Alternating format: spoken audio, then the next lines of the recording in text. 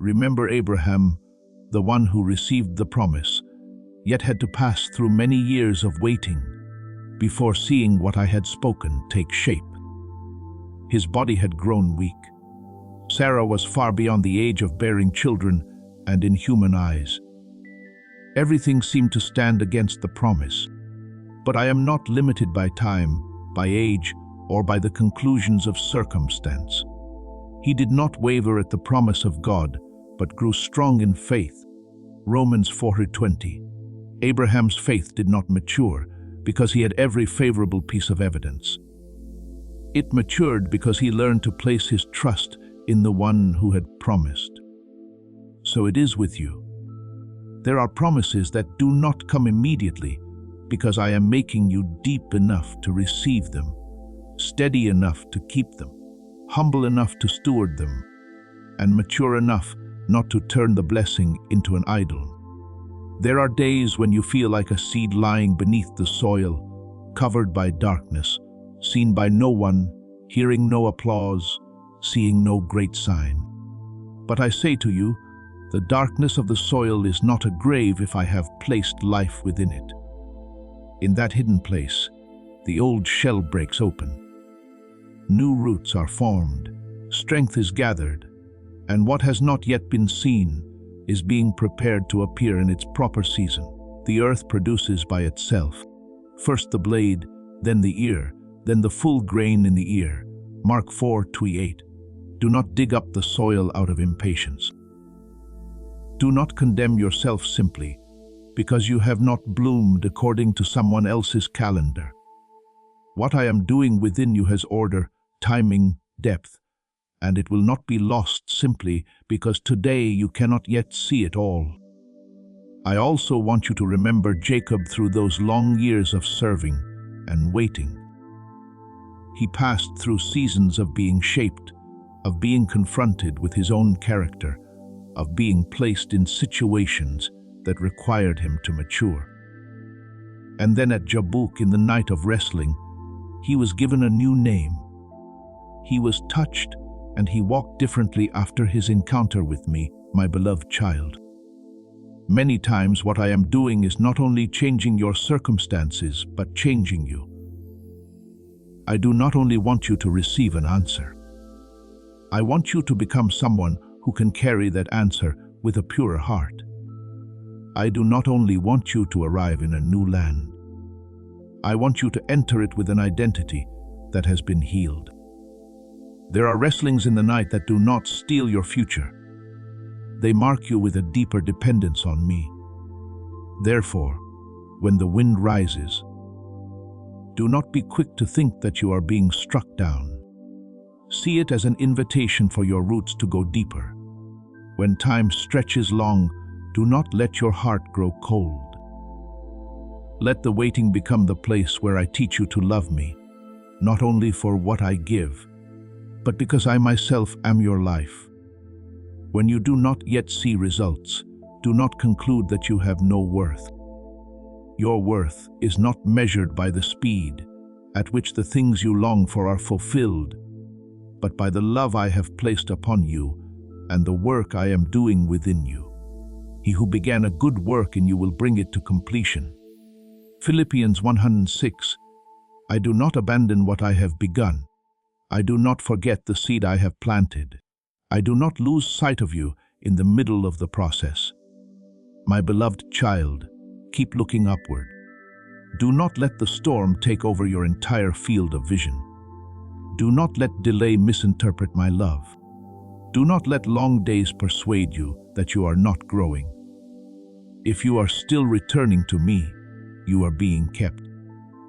If you are still choosing to believe before you see, your faith is maturing.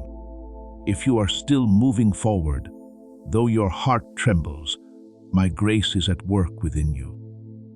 I do not lead you through trials to make you sink, but to teach you that deep waters must still obey the one who calls you. I do not make you wait in order to drain you, but so that you may receive new strength from the source that never runs dry. Remain in me so that your roots may grow deep in my love. Your heart may stand firm in my faithfulness, and your life may bear fruit in its proper season by my grace. You do not need to grow quickly in order to be loved by me. You only need to remain in my hands, and I will make you deeper, steadier, purer, and stronger than you ever thought you could become. My beloved child, there are seasons when you look around and feel as though there is nothing you can do except stand still. You want to open a way, but you have no key. You want to hasten the answer, but you have no authority over the timing. You want to untangle every knot by yourself. But the more you try, the more you realize that your hands are too small for the things surrounding you. In hours like these, your heart may call waiting helplessness, silence, emptiness, and the inability to do anything more failure. But I speak to you with the tenderness of a father. When you no longer know what to do, that does not mean I do not know. When you cannot open the way, that does not mean the way cannot be opened. When your hands fall because your strength is spent, my hands have not grown weak. The Lord will fight for you, and you have only to be silent. Exodus 14:14. That silence is not surrender to despair, but a holy pause in which you recognize that ultimate power has never rested in your strength, but in me. Remember my people when they stood before the Red Sea. Before them was deep water, behind them was the enemy. On both sides was the wilderness, and every way of escape, according to human sight, seemed to have closed. They could not part the sea by themselves. They could not make walls of water stand upright. They could not cause the ground beneath the sea to become a dry path. It was precisely in the place where man had no solution left that I revealed a solution belonging to heaven. I spoke through Moses. The staff was lifted up, and what had once been an obstacle became a pathway. Do you see? What stands before you like a wall can become a road when I speak.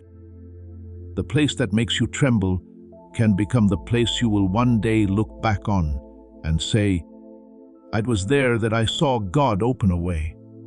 Your helplessness does not make me helpless. It only brings you to the place where you stop trusting in your own arm and begin to see my mighty arm. There are silences in your life that have not been appointed to torment you, but to turn your eyes from what has not yet happened back to the one who is still present when you look only at the door that is not opened. Your heart can easily be swallowed by disappointment. When you look only at the answer that has not come, your mind can easily build stories that wound you even more. When you look only at how far others have gone, you can easily forget that I am leading you according to a rhythm of your own, a path of your own, and a purpose of your own. But when you lift your eyes to me, you begin to see that waiting is not being forgotten. Waiting can be the place where the soul is anchored. David cried out, "My soul, wait silently for God alone, for my expectation is from Him." Psalm 6:2-5. Hear those words as a call meant for you. Do not let your soul run everywhere seeking answers in panic. Let it return and rest quietly in my faithfulness. I know that silence can make you feel empty. I know that waiting can cause you to question whether you are going the wrong way. But my child, not every kind of growth makes a sound. Not every preparation has an outward sign. Some of the most precious things within you are being formed where no one can see. I am deepening the roots before I allow the tree to rise high. I am strengthening the heart before entrusting responsibility. I am purifying motives before expanding influence.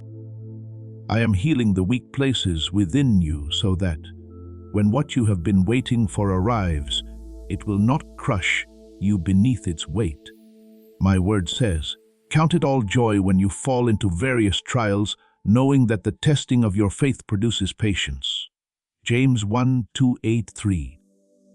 You do not need to rejoice because of pain itself, but you can rejoice in knowing that even pain is not wasted when it rests in my hands.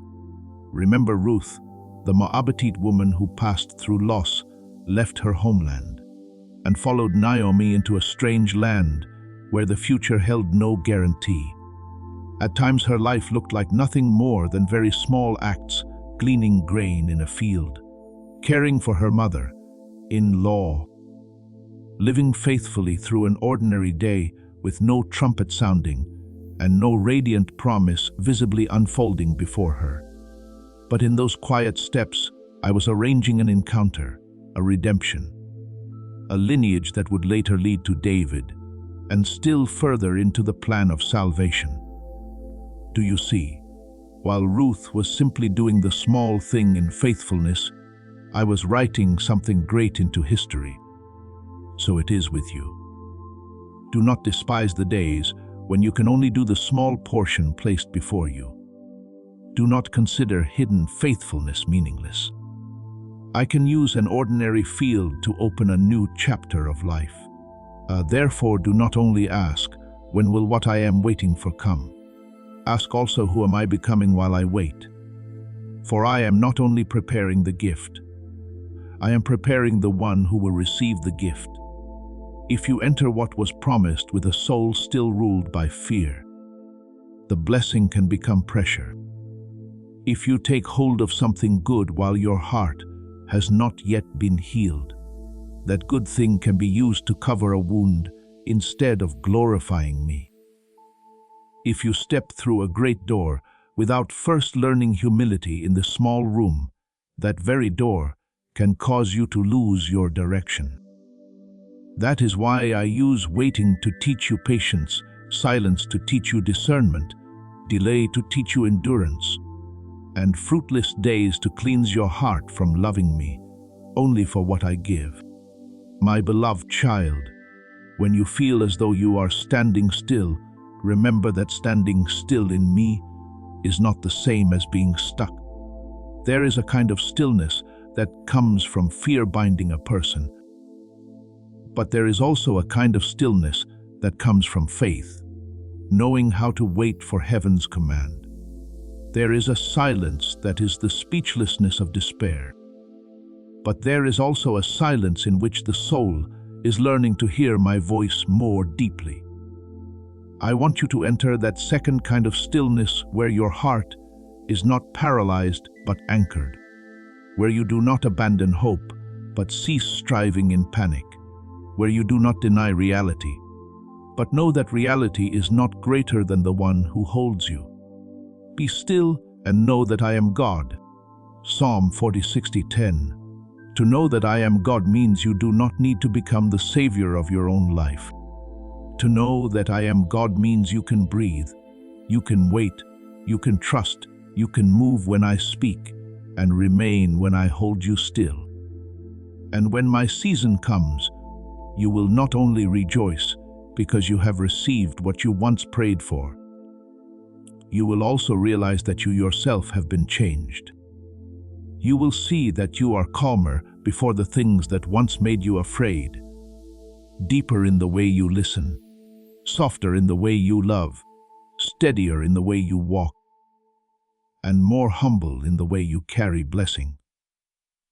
You will understand that I did not waste the days when you thought nothing was happening. I used them to strengthen the inner part of you, to teach you to rely not on outcomes but on me. As it is written, those who wait on the Lord shall renew their strength. Isaiah 4:31. That renewed strength does not always come like a mighty wind that changes everything at once. Sometimes it comes as a new breath within the soul, helping you continue to believe,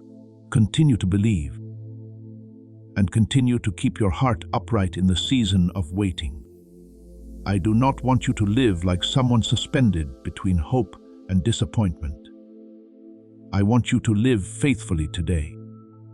Care for the small thing I have placed in your hands. Keep your heart pure. Learn what must be learned. Let me heal what must be healed. continue to sow what is good. Even though the harvest has not yet come, let us not grow weary while doing good. For in due season we shall reap if we do not lose heart. Galatians 6 and 9. The harvest has its appointed season, and the seed you sow today is not lost in my sight.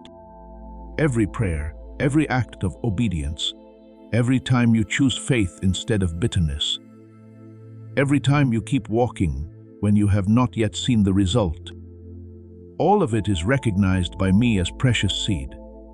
My beloved child, I know there are very real longings within your heart. The longing to be confirmed, the longing to see a sign. Please know that every seed you plant in this mission will grow into a torch that shines in someone else's darkness. Giving to this work through the link in the description or the pinned comment, whether by buying a coffee, making a donation, or becoming a member of our Ko-Fi community, does not go to a channel. Your actions are supporting a divine mission to save lost souls. Heaven moves through willing voices, but it grows through hearts that are kind. This is what I say over you now. Each gift you give is like a stream of living water that flows into the life of someone who needs healing. Give, and it will be given to you, is not just a verse for Jesus, it is a living promise that shapes your future. Allow me to invite you now with a simple act of faith. Come into this moment with purpose, with honesty, and with hope. The money you give today is not a donation. The act of spiritual obedience that lets your heavens open is what opens them. Let go of your seed and see what God brings back into your life. The longing for a door to open. The longing for a clear answer, so you no longer have to guess. I do not consider those desires small. But I want you to remember that I am not only concerned with what you receive. I am concerned with who you become when you receive it. A great blessing requires a firmly anchored heart. A deep calling requires a soul that is not easily made proud by praise or shattered by criticism. A wide door requires feet that know how to walk in humility. Therefore, when I say not yet, it is not a word meant to exclude you. It is the word of a father who is protecting both the gift and the child who will one day carry that gift. So rest in my hands. Do not take delay as evidence against my love. Do not take silence as a sentence over your future. Do not take what you cannot yet see as a reason to bury your faith. I am working in the deep soil, in the hidden place, in the details you cannot control. I am preparing you through quiet lessons, through necessary pruning, through seasons of waiting that make your heart larger. And when the time comes, you will understand why I did not give it sooner, why I held you back longer, why I taught you to stand firm before leading you forward. Then you will not only receive the blessing with open hands, but you will carry it with a mature soul, one that knows how to give thanks, how to steward, and how to use what I give to glorify me. Trust me in the process. My child, the seed is growing even though you cannot yet see it. The promise is moving toward you, even though you cannot yet hear its footsteps. And I, the Father, who is never wrong in my timing, I'm still leading all things into the proper seal your grace. I know there are questions you have carried in your heart for a long time. Not because you do not believe, but because you are tired. You wonder why the thing you prayed for has not yet come to pass.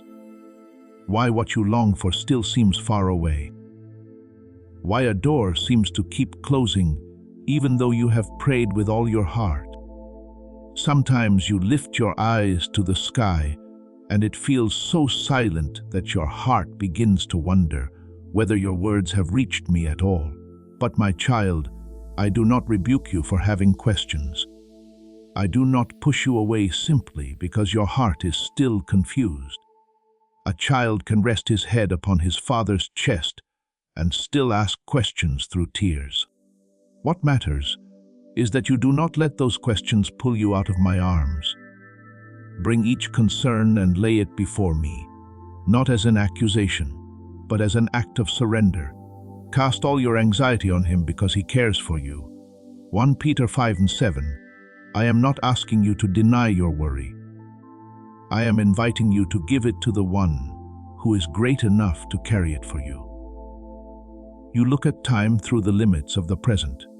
You see the days passing. You see yourself still standing in a place that is not yet fully clear. You see others seemingly moving faster, receiving sooner, arriving before you. But I see from the beginning to the end. You see a bend in the road and worry, because you do not know what lies beyond it. I see the whole path. You see a closed door and think you have been rejected. I see a turning that is protecting you from what does not belong to the future I have appointed for you. You see a delay. I see preparation. You see a pause. I see a place for your soul to regain its breath before stepping into what comes next. For my thoughts are not your thoughts, neither are your ways my ways. Isaiah 55:8. That word was not spoken to make you feel that I am distant, but to help you rest in the truth that I encompass more than your sight can hold. What you do not understand is not outside my wisdom. What you have not yet seen is not outside my hand. Remember Abraham, the one who received the promise, yet had to pass through many years of waiting. He heard me speak of descendants, of blessing, of something greater than his natural ability could produce. But as time passed, his body grew old. Sarah was far beyond the age of bearing children, and in human eyes, the promise seemed to become more unreasonable with every passing day.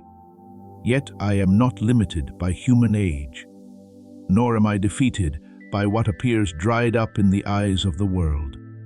When Isaac was born, it was not only an answer for one family, it was the laughter of faithfulness, the proof that I can cause a promise to bloom at its appointed time. Is anything too hard for the Lord? Genesis 18:14. My beloved child, what I have spoken over your life does not grow weaker simply because time has stretched long. Many times time does not drain the promise of its strength. Time makes the one who receives the promise deep enough to understand its worth. Therefore, do not call my timing late simply because it does not match your impatience. I do not come too early and damage what is still being formed, nor do I come too late and lose what belongs to you. I know when a door must be held back so that your heart can be healed first. I know when a person must leave so they do not pull you away from the path I have prepared. I know when an opportunity should not yet open, because if you stepped into it too soon, the pressure within it could make you collapse. I know when to cut away, when to preserve, when to hide, and when to reveal. Like a wise gardener, I am not only concerned with the fruit, I am concerned with the roots. Like a refiner, I do not merely look at the outward form. I know what fire is necessary for the gold to be purified. He will sit as a refiner and purifier of silver. Malachi 3:3. Refining is not destruction. It is love making what is precious within you shine more brightly. There are silences I allow not to punish you, but to bring you into a depth that noise cannot teach. In the silence, you learn to hear my voice more clearly than the voice of fear. In the silence, you learn to discern the difference between what you want immediately and what I want to make lasting. In the silence, you learn that your worth is not found in the speed at which things happen. You are not less loved because you are waiting. You are not abandoned because the answer has not yet come. You are not on the wrong path simply because you have not yet seen the whole picture. Be still before the Lord and wait patiently for Him. Psalm 37:7, that stillness is not numbness. It is a faith-filled rest. The place where your soul stops beating against doors I have not opened and begins to trust that your Father knows the way. Remember Hannah, who carried the pain of childlessness for many years and poured out her soul before me in the temple. Her tears were not forgotten, and her prayers did not dissolve into emptiness. But the timing of my answer did not merely give a child to a grieving mother. It brought forth Samuel, a prophet placed into history to hear my voice and lead my people. Do you see? Sometimes what you are praying for does not concern you alone. Some of my answers are woven into a wider, deeper picture, touching more people than you imagine. If I delay, it is not because I am indifferent to your tears, but because what I am preparing carries a meaning greater than your present moment. Those who sow in tears shall reap in joy. Psalm 126:5, I do not waste a single tear sown in trust. So my beloved child, when your heart wants to hurry and dig up the soil to check the seed, stop and place your hand in mine. Let me keep you from the haste that wounds what is still tender. Let me teach you patience without bitterness, expectation without despair, prayer without control, and forward movement without needing to see everything. There are things growing within you even when you think you are standing still. Tenderness is returning.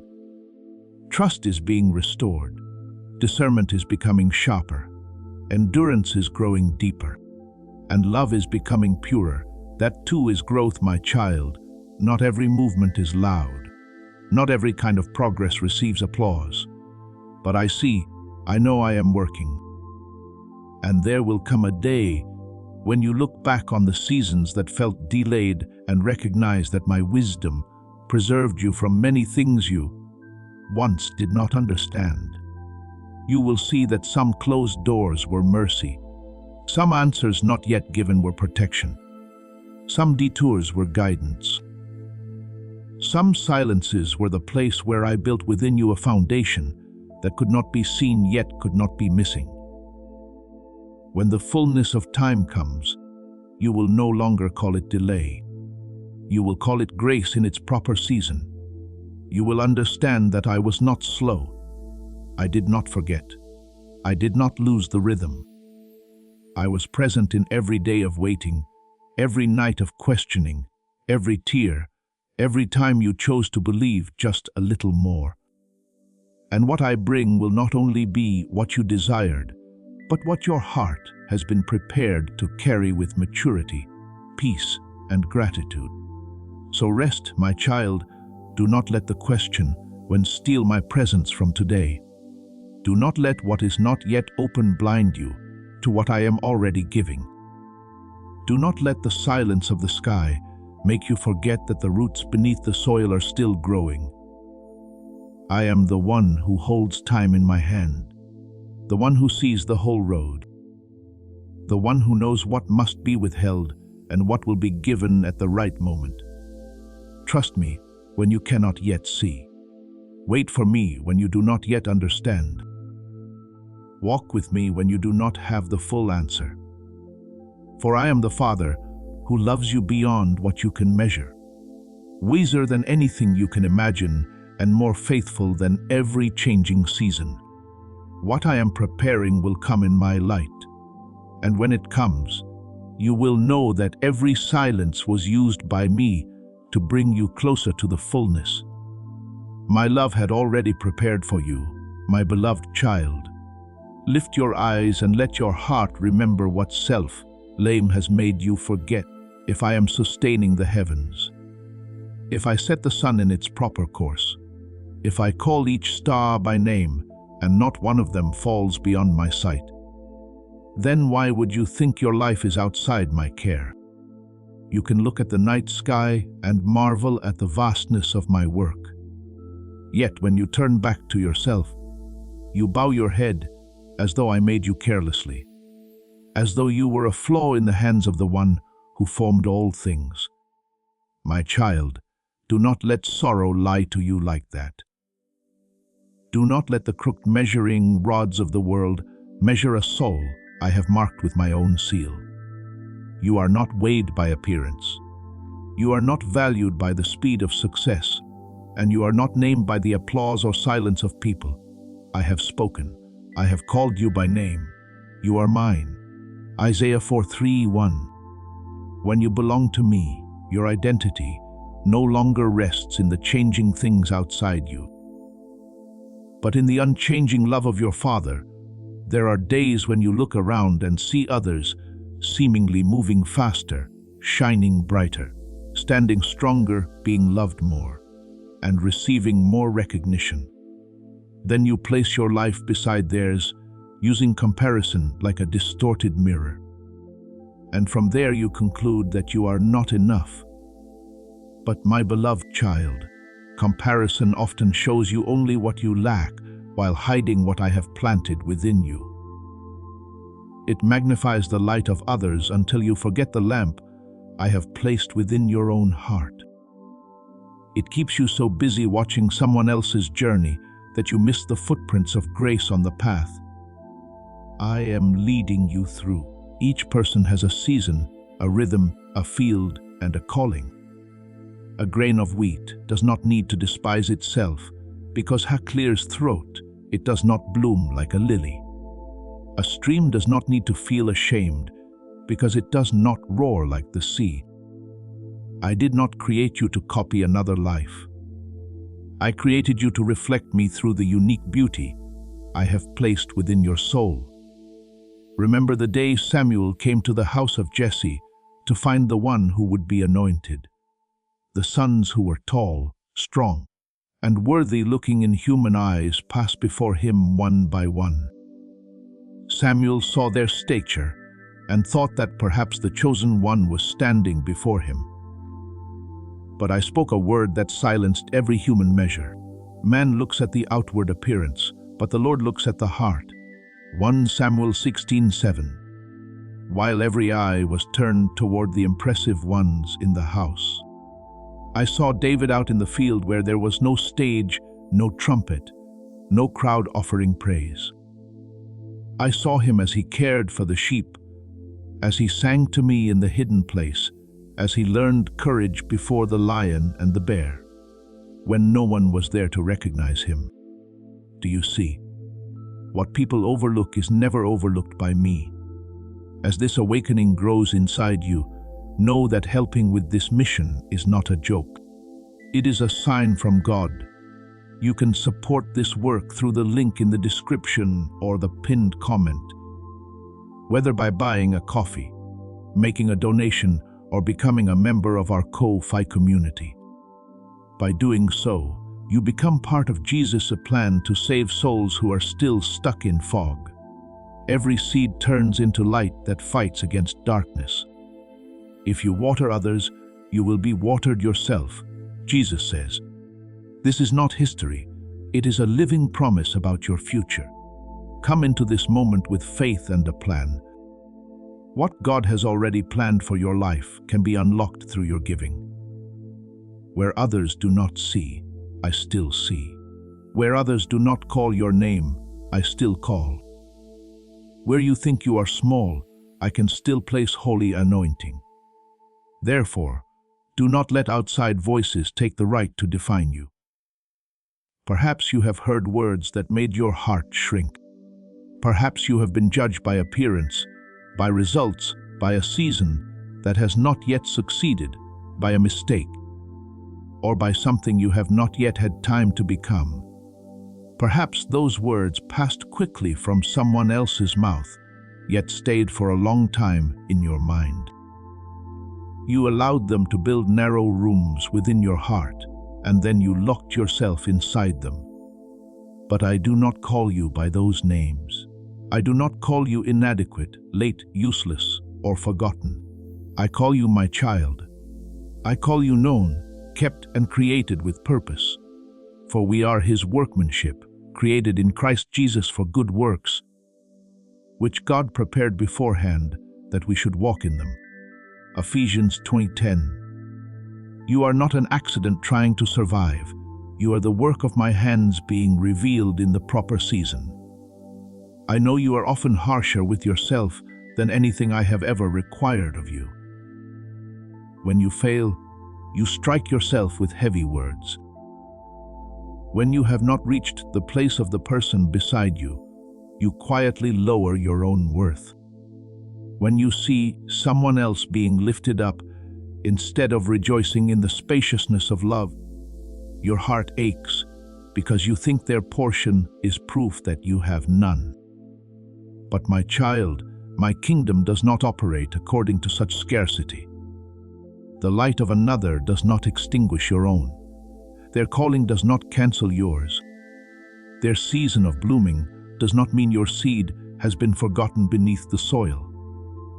In my house there are many rooms. In my plan there are many voices. In my body there are many members, and each member has its own beauty and function. There are diversities of gifts, but the same Spirit do quattro. Difference is not inferiority. Difference is my wisdom distributing grace in many forms. Remember Bezalel, whom I filled with my Spirit for skillful work in the tabernacle, carving, crafting with gold and silver, working with precious wood, and shaping details that many might consider hidden or quiet. Exodus 31:25. He did not stand before the sea like Moses. He did not lead battles like Joshua. He did not sing the psalms like David. But what I placed in his hands was also holy. Do you see? Not every calling looks the same. Some are called to speak before crowds, while others are called to build in hidden places. Some are called to lead the way, while others are called to heal, support, create, care, interceded, listen, and preserve. If Bezalel had despised himself because he was not like Moses, he would have missed the beauty I placed in his hands. So it is with you. Do not neglect your own gift simply because it does not look like someone else's. My beloved child, learn to see yourself through my eyes. When I look at you, I do not only see what you still lack, I see what I am forming. I do not only see your weak places, I see where grace will become strong. I do not only see the days when you move slowly, I see your roots growing deep. I do not only see tears, I see seeds being watered. I do not only see the softness you once considered weakness, I see mercy that can touch others. I do not only see the sensitivity that makes you easily wounded. I see the ability to discern what is subtle, the ability to empathize, the ability to pray from a deeper place. Do not hate what I can use. Do not despise the material I am shaping. Do not be quick to call what is within you small before I have completed my work. When you stop living by comparison, your heart will begin to be free. You will be able to rejoice with those who rejoice without feeling diminished. You will be able to learn from others without losing yourself. You will be able to walk slowly without shame, walk quickly without pride, and stand still without fear. Because you know your rhythm rests in my hands. You do not need to prove your worth by becoming like someone else. You only need to be faithful to what I have entrusted to you. In the season I have placed you with an upright heart before me. Commit your way to the Lord. Trust also in Him, and He shall bring it to pass. Psalm 37:5. I do not ask you to carry someone else's journey. I only invite you to walk fully in the journey I have prepared for you. Therefore, lay down those distorted measuring rods. Lay down the voice that tells you your worth exists only when you are seen. Lay down the fear that, if you do not achieve this or possess that, you will be less loved in my eyes. Lay down the habit of bowing your head before standards I never placed upon you. Lift your face, not in pride, but in the dignity of one who knows they were created by the God who makes no mistakes. The whole universe rests under my rule, and so do you. The stars have their place. The birds of the air have their provision. The flowers of the field have their own beauty. And you have a place in my heart. You are not called to become a faded copy of someone else.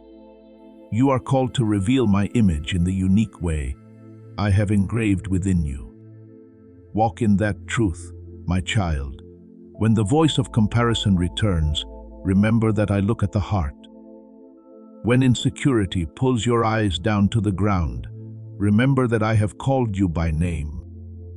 When you feel small, remember that David was also in the wilderness field before he was anointed.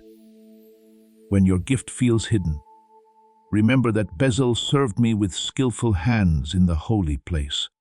Nothing I have placed within you is meaningless when it is offered back to me. Let me heal the way you see yourself, so you no longer live as one who is lesser in your own story. You are mine, created with purpose, loved with an unchanging love, and kept in my unfailing care. And when you stop trying to become someone else, the unique light I have placed within you will begin to shine out in a pure, humble, and beautiful way.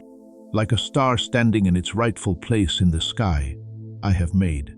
My beloved child, many times you have tried to build a better version of yourself, as though my love were waiting at the top of a high ladder, and you had to climb with all your strength before you could reach it.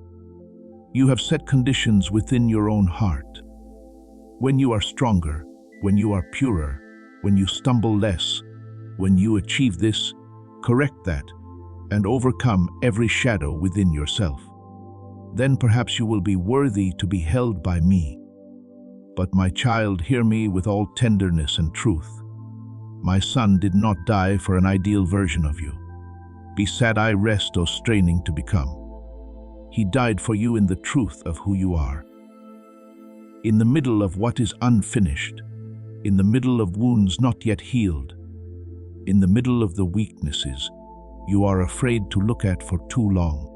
But God demonstrates His own love toward us in that, while we were still sinners, Christ died for us. Romans 5:38. That love did not wait for you to become complete before it began.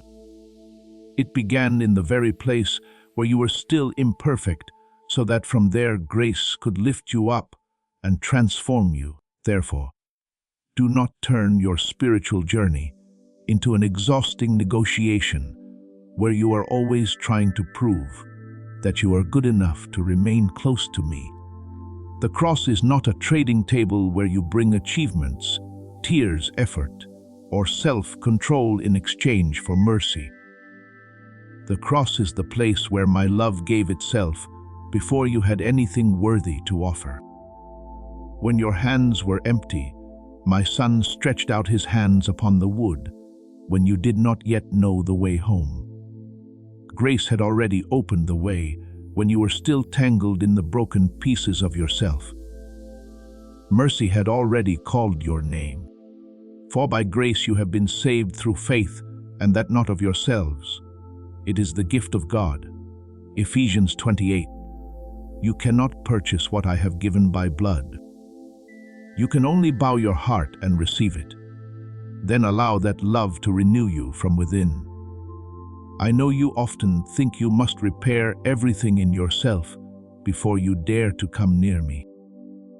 You want to wipe away all the dust of the road before stepping into the Father's house. You want to rearrange your mind, discipline your emotions, overcome every temptation, understand every wound, and only then feel that you have the right to pray in peace. But my beloved child, a sick person does not need to heal himself before coming to the physician. A lost one does not need to find the whole road before being lifted onto the shepherd's shoulders. A child does not need to make himself perfect before returning to the Father's embrace. My son said, "Those who are well have no need of a physician." Mark 2:1-17. I do not invite you to come because you are already healed. I invite you to come so you may be healed. I do not call you near, because you are already bright enough. I call you into the light so darkness may lose its power over you. Remember the woman who was dragged into the middle of the crowd in shame. Those standing around her held stones in their hands and accusations in their mouths. She was exposed before the eyes of others in the weakest moment of her life. And perhaps in her heart she believed that her story would end beneath the weight of sin and disgrace. But my son stood there between her and the stones. He did not call sin meaningless, but neither did he allow condemnation to become the final voice over her soul. When her accusers left one by one, he asked, "Has no one condemned you?" And then said, "Neither do I condemn you. Go and sin no more." John 8:10-1. Do you see? Grace does not deny the truth. Grace opens a way beyond that painful truth and leads into a new life. So it is with you. There are times when within your heart it feels as though a crowd is holding stones. Old memories hold stones.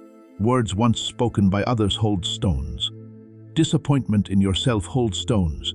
Shame holds stones.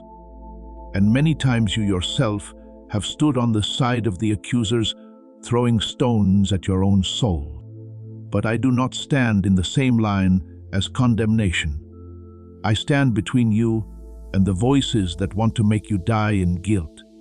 I do not say that what is wrong is right, but I do say that what was wrong has no right to define you when you return in grace. There is therefore now no condemnation for those who are in Christ Jesus. Romans 8:1. If there is no condemnation in Christ, then do not continue building a courtroom within your heart to condemn what I am restoring.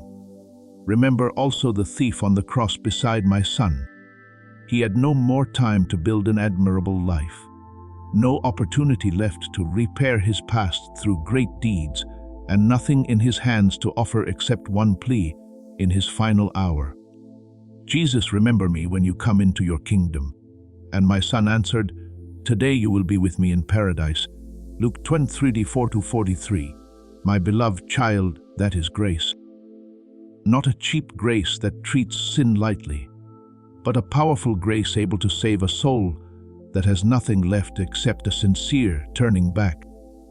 If I could hear that cry from the cross, I can also hear the cry of your heart today. If I did not reject the one who had nothing left to prove, I will not reject you when you come to me with empty hands, but a truthful heart. Therefore, do not let the desire to become better turn into a whip against your soul. I want you to mature, but I do not want you to grow by hating yourself. I want you to be made holy. But true sanctification is not born from shame. It is born from love. I want you to step out of darkness, but not through the fear that I will abandon you if you move slowly. You are not transformed by endlessly staring at your failures. You are transformed by looking to the one who loved you to the end. We love because he first loved us. John 14:19. My love comes first and your response grows from there. Grace comes first and then your obedience becomes pure. Acceptance in Christ comes first, and then you gain the courage to release what no longer belongs to the new life. When I look at you, I do not see you through the lens of your final failure. I see you through my Son, through the blood that was poured out, through the resurrection life now working within you. I see the places that need healing, but I also see the person you are becoming. I see the places that are still weak, but I also see grace sufficient to sustain you. You are about to enter your divine future. Remember that this message does not end with you. People can use your breakthrough to get where they need to go. Through the link in the description or the pinned comment, whether by buying a coffee, making a donation, or becoming a member of our Ko-Fi community, you can help this mission. By doing so, you are sowing into the awakening, deliverance, and restoration of souls who are still trapped in darkness. This is not poetry when Jesus says, "Give, and heaven will open over you." Every seed you plant turns into oil for your destiny, fire for your calling, and safety for your family. Now is your time, my child. Have faith, and as you do, watch God multiply what you let go of. I see the cracks, but I also see the light that can shine through those very places. Do not think I only notice the times you fall. I also see the times you rise again. Do not think I only hear strong prayers. I also hear the faint sigh when you no longer know what to say. The Lord is near to the brokenhearted and saves those who are crushed in spirit. Psalm 34:18. Brokenness brought before me is not despised. It becomes the place where I begin to make things new. My beloved child, stop running from me, simply because you feel you are not enough. Come near with the whole truth of who you are. Bring the places that are still dark, not so they may be used to shame you, but so they may be brought into the light. Bring your failures, not so they may crush you, but so you may be taught and restored. Bring your imperfections, not so I may turn away, but so I may prove that my love is greater than everything you fear. I do not love an imaginary version of you. I love you, the real you standing before me, the one still learning to trust, still learning to walk, still learning to let go, still learning to live as one who has been redeemed. And that very love will not leave you in the old chains. It will lift you, wash you, correct you, teach you, and lead you into a deeper freedom. Therefore, look to the cross whenever you are tempted to condemn yourself. Look at the hands that were stretched out when yours were empty. Look at the love that came before you had time to change. Look at the one who did not wait for you to become perfect before giving his life. And let that truth break the lie that says you must be worthy before you can be loved. You are loved first and transformed afterward. You are embraced first and healed afterward. You are called mine first and then taught to walk in that dignity afterward. Receive grace, my child. Rise from the place of shame. Step out from the crowd of accusers within your heart. I do not look at you through failure. I look at you through redeeming love. And in that love, you will find not only forgiveness, but a new beginning, a new life, and a new identity established firmly in my never-ending grace. My beloved child, do not let the timeline make you think that I too am imprisoned within the limits that make your heart anxious. You look back at the past and see fractures, wrong decisions, regrettable roads, moments when your heart was weak, and times when you wish you could go back and do things differently. But I do not look at your past as a wall that cannot be crossed. I am not bound by what has happened, nor am I made powerless by the things you once did wrong. I am holy enough to call sin sin, but I am also rich enough in mercy not to let that sin become your final name. I am great enough to cover, powerful enough to redeem, and wise enough to turn what once made you ashamed into a place where my grace is revealed. For behold, I make all things new. Revelation 21:5. Let that word sink deep into your heart. I do not only wipe away tears, I also make new the places that seemed ruined. There are things in your life that were wounded by others. Things you yourself tangled and consequences that made you believe your future had become smaller. But my child, I am the one who can step into the middle of the broken pieces you do not know how to arrange and make a story that no longer carries only the mark of pain, but the mark of redemption. Remember Joseph. He was sold by his own brothers, separated from his father's house, taken into a foreign land, falsely accused while he was still living uprightly. and imprisoned in a place where the dream seemed to have died, if seen only through human eyes. His life was one injustice after another. But I did not lose Joseph in the pit, in Potiphar's house, in the prison, or in the years when he was forgotten, when the right time came. I lifted him up to preserve many lives, and he was able to say, "You meant evil against me, but God meant it for good." Genesis 50:20. Do you see what others used to wound you? What the past used to make you bow your head, I can still place into the hands of redemption and turn into a testimony of my faithfulness. So do not call everything that has passed useless. Do not think one failure has enough authority to erase the whole journey. Do not believe that because you once fell, you are no longer allowed to step into what I have prepared. I do not build your future on the perfection of your past, but on my grace in the present. Some lessons are born only from tears. Some depths are formed only after seasons when you thought you had lost your way. Some mercies become tender within you only after you yourself have known what it means to need mercy. I do not cause every painful thing in order to make you suffer. But when you surrender those things to me, I have the authority to take even them and weave them into a new garment of wisdom, humility, and glory. All things work together for good to those who love God. Romans 8:28. Not all things are good in themselves, but in my hands. All things can be placed into a good purpose. My beloved child, I also know the battles no one else sees within your heart. I know the temptations that return in your weary hours, the thoughts you must resist in silence, the old tendencies that make you fear. You will return to the place from which you were once pulled out. I know the moments when you want to live in the light, yet still feel a quiet pull trying to draw you back into familiar darkness. But I do not stand outside the battlefield waiting for you to win by yourself before I come near. I do not say when you are strong enough. I will help when you are clean enough. I will listen when you have proven enough. I will show mercy, I have promised. I will never leave you nor forsake you.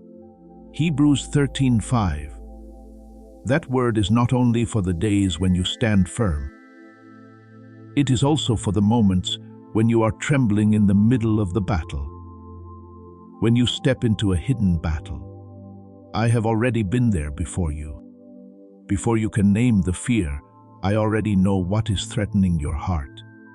When all you have left is a very short, very weak, very honest prayer. Father, please help me. I have heard it. Do not be ashamed that you need to be upheld. Do not let weakness make you hide from me. Weakness brought before me is not the place where you are rejected. It is the place where my power has room to be revealed. My grace is sufficient for you, for my strength is made perfect in weakness.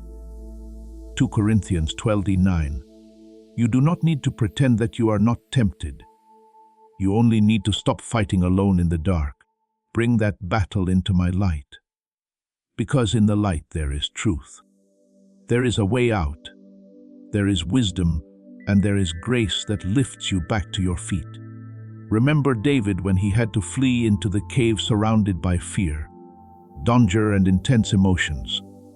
His circumstances were not always easy, but he learned to pour out his heart before me. He said, I will cry out to God Most High, to God who performs all things for me. Psalm 57:2. Do you see? David's refuge was not only the cave around him, but my presence within him. You also need such a refuge in the middle of the battles of your heart. Not a place where you hide sin, but a place where you run into me to be protected from the voices that want to push you into despair, and to be reminded that this battle is not greater than the one who is with you. Do not think my help comes too late. Sometimes you long for an immediate change, an instant feeling of strength, a miracle that makes every temptation disappear.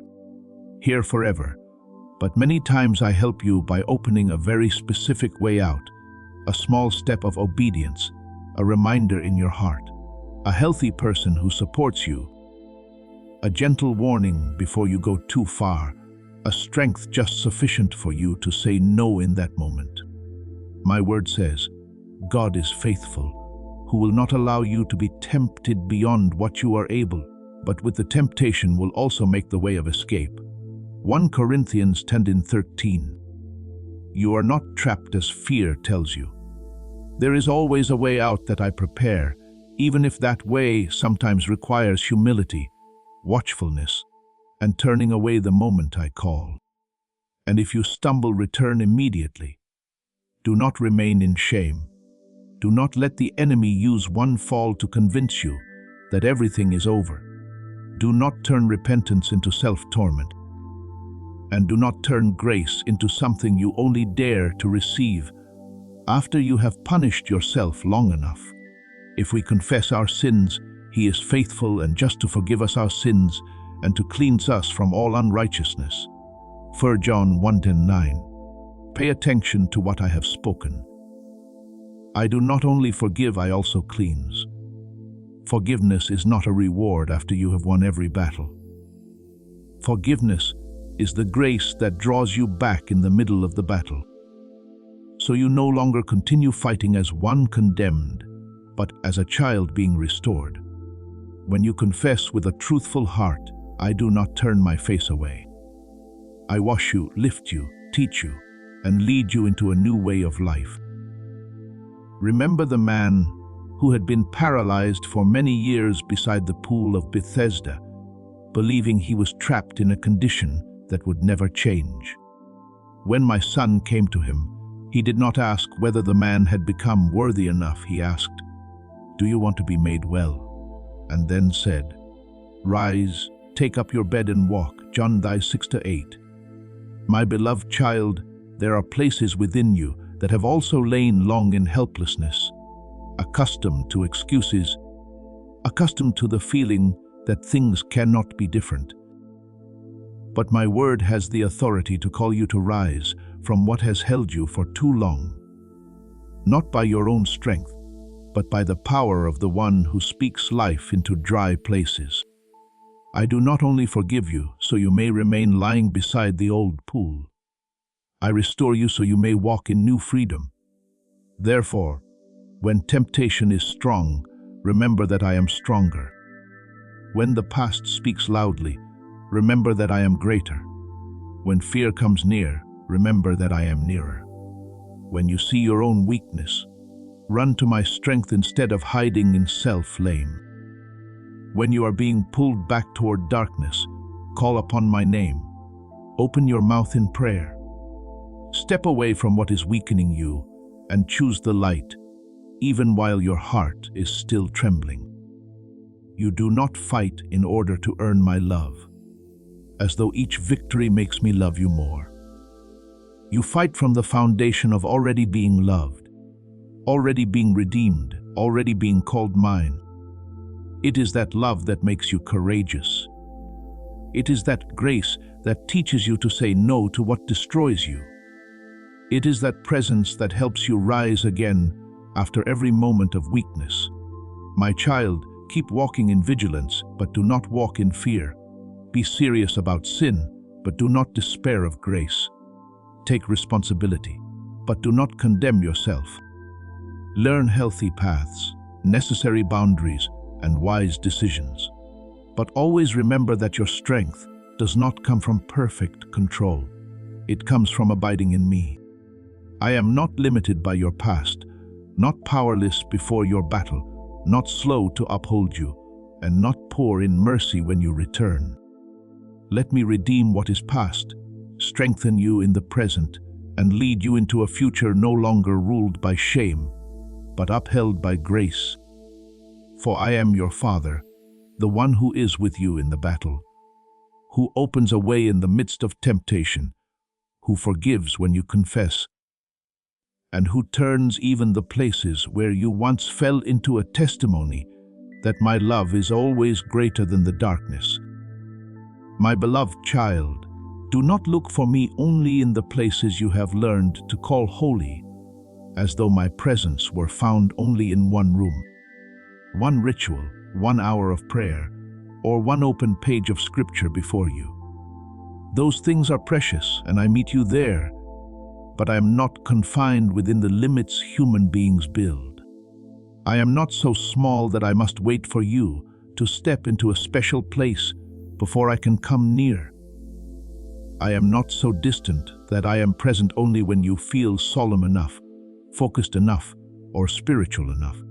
Heaven is my throne and earth is my footstool. Isaiah 60:61. So understand that not one corner of your life lies beyond my touch. I am in the place where you kneel in prayer. But I am also in your footsteps through an ordinary day.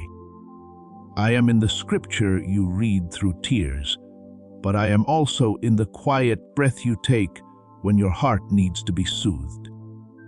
Please know that every seed you plant in this mission will grow into a torch that shines in someone else's darkness. Giving to this work through the link in the description or the pinned comment, whether by buying a coffee, making a donation, or becoming a member of our Fi community, does not go to a channel. Your actions are supporting a divine mission to save lost souls. Heaven moves through willing voices, but it grows through hearts that are kind. This is what I say over you now. Each gift you give is like a stream of living water that flows into the life of someone who needs healing. Give, and it will be given to you, is not just a verse for Jesus. It is a living promise that shapes your future. Allow me to invite you now with a simple act of faith. Come into this moment with purpose, with honesty, and with hope. The money you give today is not a donation. The act of spiritual obedience that lets your heavens open is what opens them. Let go of your seed and see what God brings back into your life. I am in the church, but I am also in the small kitchen on the familiar road, in the repeated work, in the yard after the rain, and in the moments you think are not significant at all. You often think ordinary life is too small to carry traces of me. But my child, it is often in the small things that I hide my gentlest reminders. When you open your eyes in the morning and can still take a deep breath, that is not merely the reaction of the body. It is the gift of life I have placed in you for one more day. When the first light of morning passes through the window, when a soft breeze touches your skin, when you hear bird song somewhere in the air, remember that I am still holding the rhythm of the world, and within that rhythm is your life as well. Every good gift and every perfect gift is from above, coming down from the Father of lights. James 1:17. Great miracles are not the only gifts. Sometimes a peaceful day, a simple meal, someone asking about you at just the right time, or a silence that no longer feels as heavy as before, is also grace dressed in ordinary clothing, drawing near to you. Learn to seek me in the rhythm of everyday life, not with hurried eyes, but with a heart that knows how to pause. When you see the sunset descending and the light softening along the horizon, hear me reminding you that even a weary day can close in grace. I do not let darkness fall as a hopeless ending. I allow it to come so your body may rest, your heart may become still, and tomorrow may open again with new mercies. Through the Lord's mercies, we are not consumed. Because his compassions fail not, they are new every morning. Lamentations 3:22-23. When you look at the fading evening, do not think only of what remains unfinished. Remember that I am still covering your day with a gentle layer of light, like a promise that what is not yet complete can still be placed into my hands. And when you see the eyes of someone who truly loves you, when you hear a clear and innocent laugh, when you feel a hand holding yours in a moment of weakness, do not consider it mere coincidence. True love among human beings, it's a small reflection of my love, though it can never contain all my depth. When a child laughs innocently, I am reminding you of the simplicity your soul once lost because of too much worry. When someone forgives you, I am letting you taste mercy beforehand. When someone listens to you without rushing to judge, I am showing you that your heart does not always need to defend itself. Remember what my son said. Unless you are converted and become his little children, you will by no means enter the kingdom of heaven. Matthew 18:3, not so that you may become foolish, but so that you may learn again purity, trust, and joy without pretense. There are times when I speak to you through creation more than you realize. The gentle wind moving through the trees is not only the motion of air. It can be a whisper that there are things you cannot see, which are still being governed by me. The scent of the earth after rain is not only the fragrance of the ground. It is a testimony that after the storm, life can still rise again, and places once cracked and dry can become soft beneath healing water. A seedling breaking through the soil is not only natural growth, it is a silent sermon about hope, process, and life working even while hidden. Remember when I spoke to Job from the whirlwind, I did not answer only with explanations in the way human beings expect. I led him to look at the foundations of the earth, the sea, the clouds, the morning stars, and the creatures I sustain and rule over. Job 38.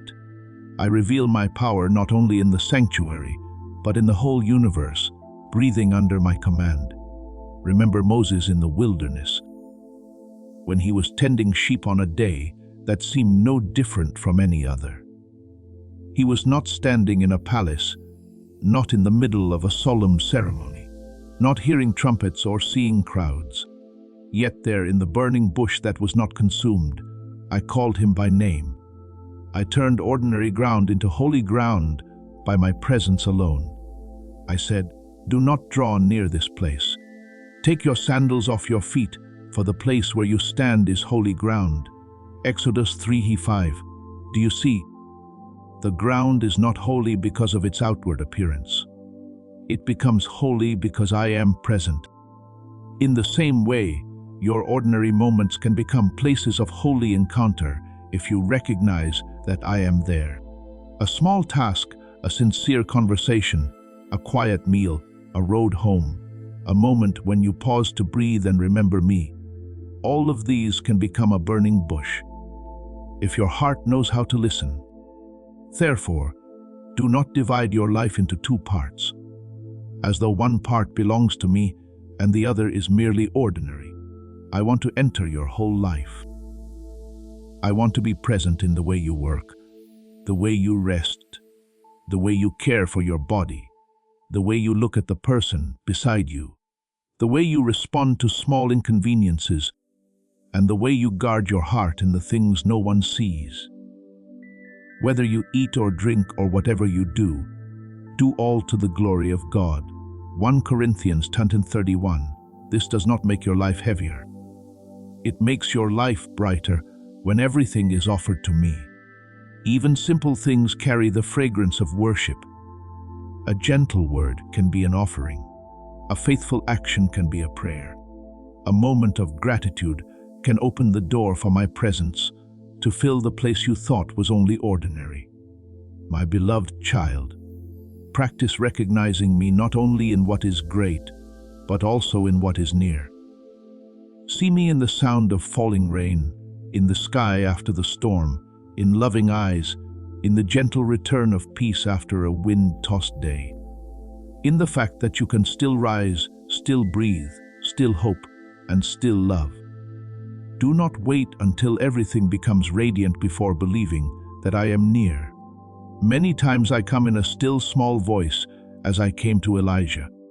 Not in the great wind, not in the earthquake, not in the fire, but in the deep quiet where the soul recognizes the voice of its Father. 1 Kings 19:11-12. If you only seek me in the extraordinary, you may miss me in the ordinary.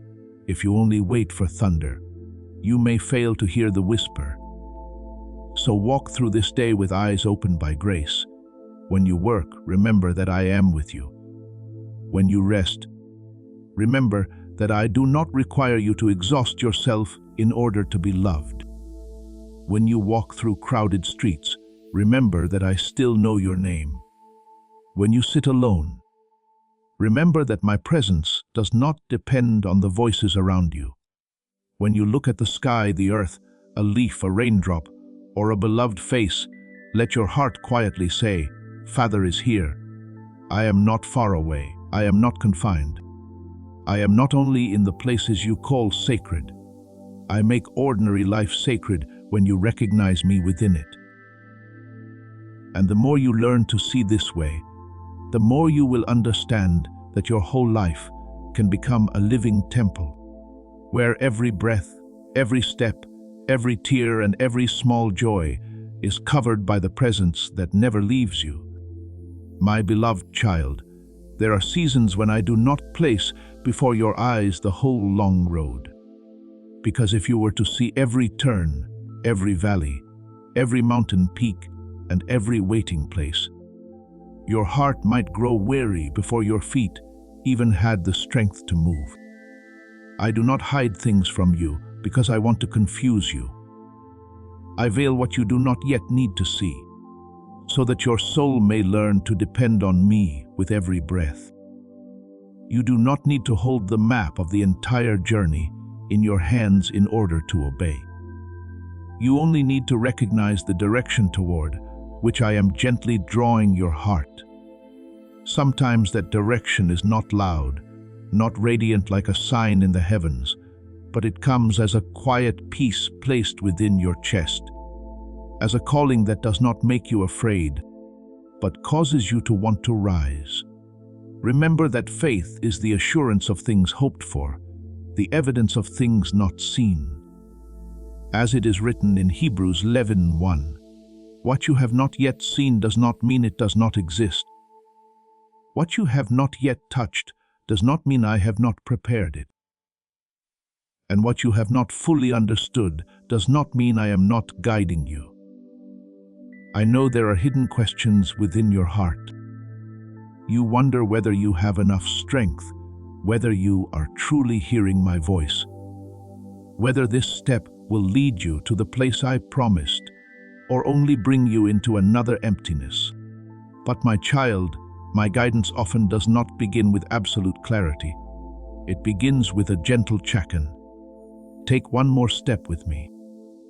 When Peter saw the Lord Jesus walking on the sea, he was not given a bridge of stone, nor was he guaranteed that the wind would cease immediately.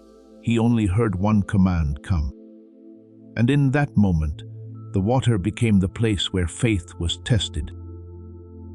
Not because the sea was stronger than me, but because I wanted him to know that what sustained him was not the water, but the one who was calling him. You are the same. What holds you is not how stable your circumstances are, but my voice calling you to step out of the familiar place. When your eyes are fixed on me, what once frightened you will no longer have the authority to determine your destiny. Therefore, do not despise the small step you are being urged to take today. In the eyes of people, it may seem insignificant in your own eyes. It may still feel too fragile, but in my order, one small act of obedience can open a great river. The tiny mustard seed does not bear the appearance of a great tree while it is still lying in the palm of the hand. Yet within it is life that the soil, the rain, and the light will awaken. I do not always give you the harvest before you sow, nor do I always give you applause before you remain faithful. There are things that are opened only after you dare to set your foot, where I have shown you. Just as the people of Israel stood before the Jordan River, the waters did not part while they stood at a distance and calculated. The waters began to give way when the feet of the priests touched the edge of the river. My beloved child, there are waters in your life that are also waiting for such a step of obedience. Do not allow the feeling of weakness to become the reason you lock yourself away. I see every part you try to hide. The hesitation, the weariness, the memories of failure, the times when you thought you were strong but trembled again before a new threshold. I do not condemn you because you tremble. I do not withdraw from you because you are not yet steady. I do not choose you based on the perfect appearance you try to create. I look deeper into the place where your heart still wants to belong to me, still wants to hear me, still wants to live for what is pure. When Paul heard my word, "My grace is sufficient for you, for my power is made perfect in weakness," it was not a word meant to make him ashamed of his imperfection, but a word that opened his eyes to see that human lack can become the very place where my glory is revealed. You do not need to pretend that you do not need me. It is precisely when you lift your empty hands toward me that I place in them what is beyond your own strength. Perhaps you think you must shine brightly through achievement, through a loud voice, through the recognition of others, before you can have influence. But I tell you that true light does not need to show itself off in order to be recognized. A lamp placed in the right place can soften the darkness of an entire room. A soul that abides in me can bring peace into a place of chaos without needing to say much. The Lord himself declared, "You are the light of the world. A city set on a hill cannot be hidden." In Matthew 5:14, you are not called to act like light. You are called to abide in the source of light. When you live near me, your presence will carry a different fragrance. People may not be able to name it, but they will sense it. There is in you a stillness that does not belong to the world, a kindness that has not been swallowed by bitterness, and a hope that no storm has been able to extinguish.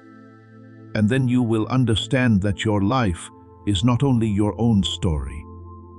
What I am healing in you will become an anointing oil for the wounds of others. What I am teaching you in the hidden place will one day become a word of strength for a weary soul. What I am lighting within your heart will not stop with you, because my grace always has a flow. When Joseph was sold, misunderstood, and imprisoned, he could not yet see the day when he would become a source of preservation for many nations in a time of famine. But I was quietly using every season that seemed forgotten to place him in the right position. As this awakening grows inside you, know that helping with this mission is not a joke. It is a sign from God. You can support this work through the link in the description or the pinned comment, whether by buying a coffee, making a donation, or becoming a member of our Ko-Fi community. By doing so, you become part of Jesus' plan to save souls who are still stuck in fog. Every seed turns into light that fights against darkness. If you water others, you will be watered yourself, Jesus says. This is not history. It is a living promise about your future. Come into this moment with faith and a plan. What God has already planned for your life can be unlocked through your giving. So do not be quick to draw conclusions about your journey when you have only seen a narrow stretch of the road. There are years you thought were delays, yet they were truly preparation. There are doors that close not to make you lose something, but to keep you from entering a place that was never meant for you. Therefore, stop demanding that every answer appear before you are willing to believe. I do not despise wisdom, but I do not want your reasoning to become a throne that replaces faith. Your word is a lamp to my feet and a light to my path, as Psalm 119:105 has revealed. A lamp for the feet does not illuminate the entire distant horizon. It gives enough light for the next step. That is how I teach you to mature, not by giving you control over the whole future, but by allowing you to discover my faithfulness through each step that is illuminated. As you walk, you will see more. As you obey, you will understand more deeply. As you trust, your heart will gradually recognize that I have never led you into any place where my grace was not sufficient to preserve you. My beloved child, do not shrink back because you fear you are not ready. The greatest readiness is not that you already possess every ability, but that you have opened your heart for me to work through you. Do not wait until you no longer tremble before you step. Because many times courage is not the absence of fear, but the choice to keep holding my hand while you are still trembling. Do not wait until everyone understands you before you remain faithful, because there are things I have placed within you that first need only my confirmation. Walk in gentleness, but do not lose heart. Be humble, but do not deny the light I have given you. Be tender before me, but stand firm before the voices that try to make you forget to whom you belong. I am with you in the first step, in the middle step, in the uncertain step, in the step filled with tears, and in the step that will one day blossom. You only need to walk with me today. Tomorrow still rests in the hands of the one who loved you before you even knew how to call his name. My beloved child, when you look back on the days that have passed, I do not want you to count only the wounds, nor do I want you to remember only how deeply you once hurt. I want you to see with eyes open by grace, so that you may recognize that this journey is not merely the story of a soul trying to survive, but the story of a person being rebuilt by me to become a place where restoration is received, preserved, and allowed to flow. You are not only stepping out of the darkness to stand alone in the light. You are being brought out of the darkness to become a gentle lamp for those who are still lost in the shadows. What I am doing within you is not a temporary patch, not a coat of paint over old ruins, but a work that reaches down to the roots. Where I touch the layers of pain you once thought no one could see, and then breathe into them the breath of new life as I have spoken. Behold, I make all things new. Revelation 21:5. That is not only for the new heaven and the new earth in the final day. It is also a promise already at work within your soul today. I know there were times when you looked at yourself and thought that what had happened to you had become your name. You once thought loss was your destiny.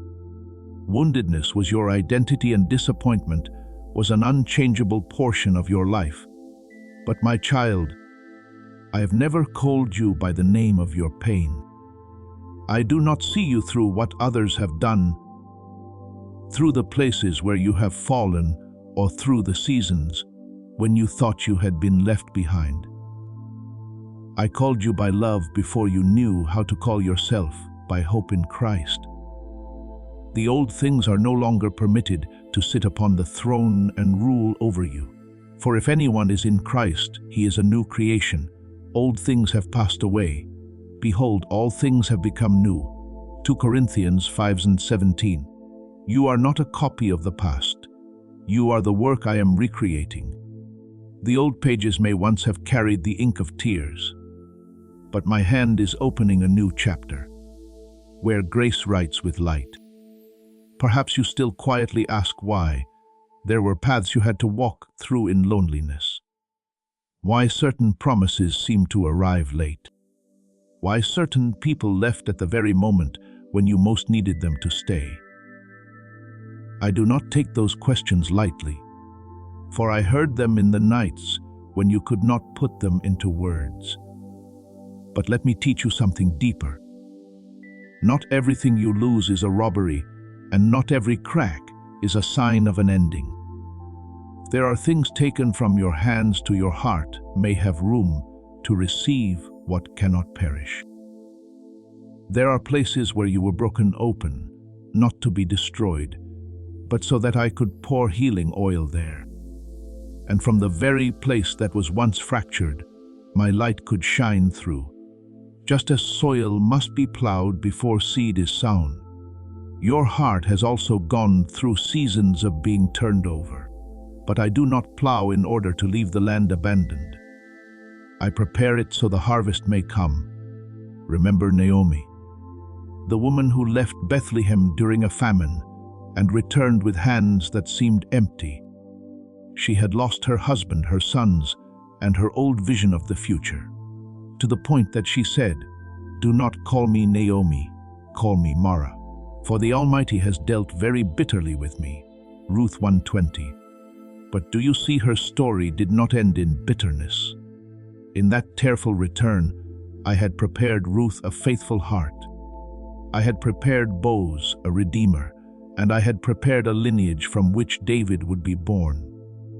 And through that line, Christ would enter human history. What Naomi thought was the final chapter of loss became a link in the great plan of redemption. My beloved child, there are parts of your life that you thought were nothing but ruin. Yet in my hands, they can become the place where blessing opens beyond anything you ever asked for. Therefore, do not despise the tears you have shed. I do not allow them to fall to the ground as something meaningless before me. Every tear has a voice. Every night has a testimony, and every silent pain is remembered in the Father's love. My word has written, "You number my wanderings, put my tears into your bottle." Psalm 56:8. You thought you were crying alone, but I was there. You thought no one knew how hard you had to try to keep breathing, to keep believing, to keep from becoming bitter.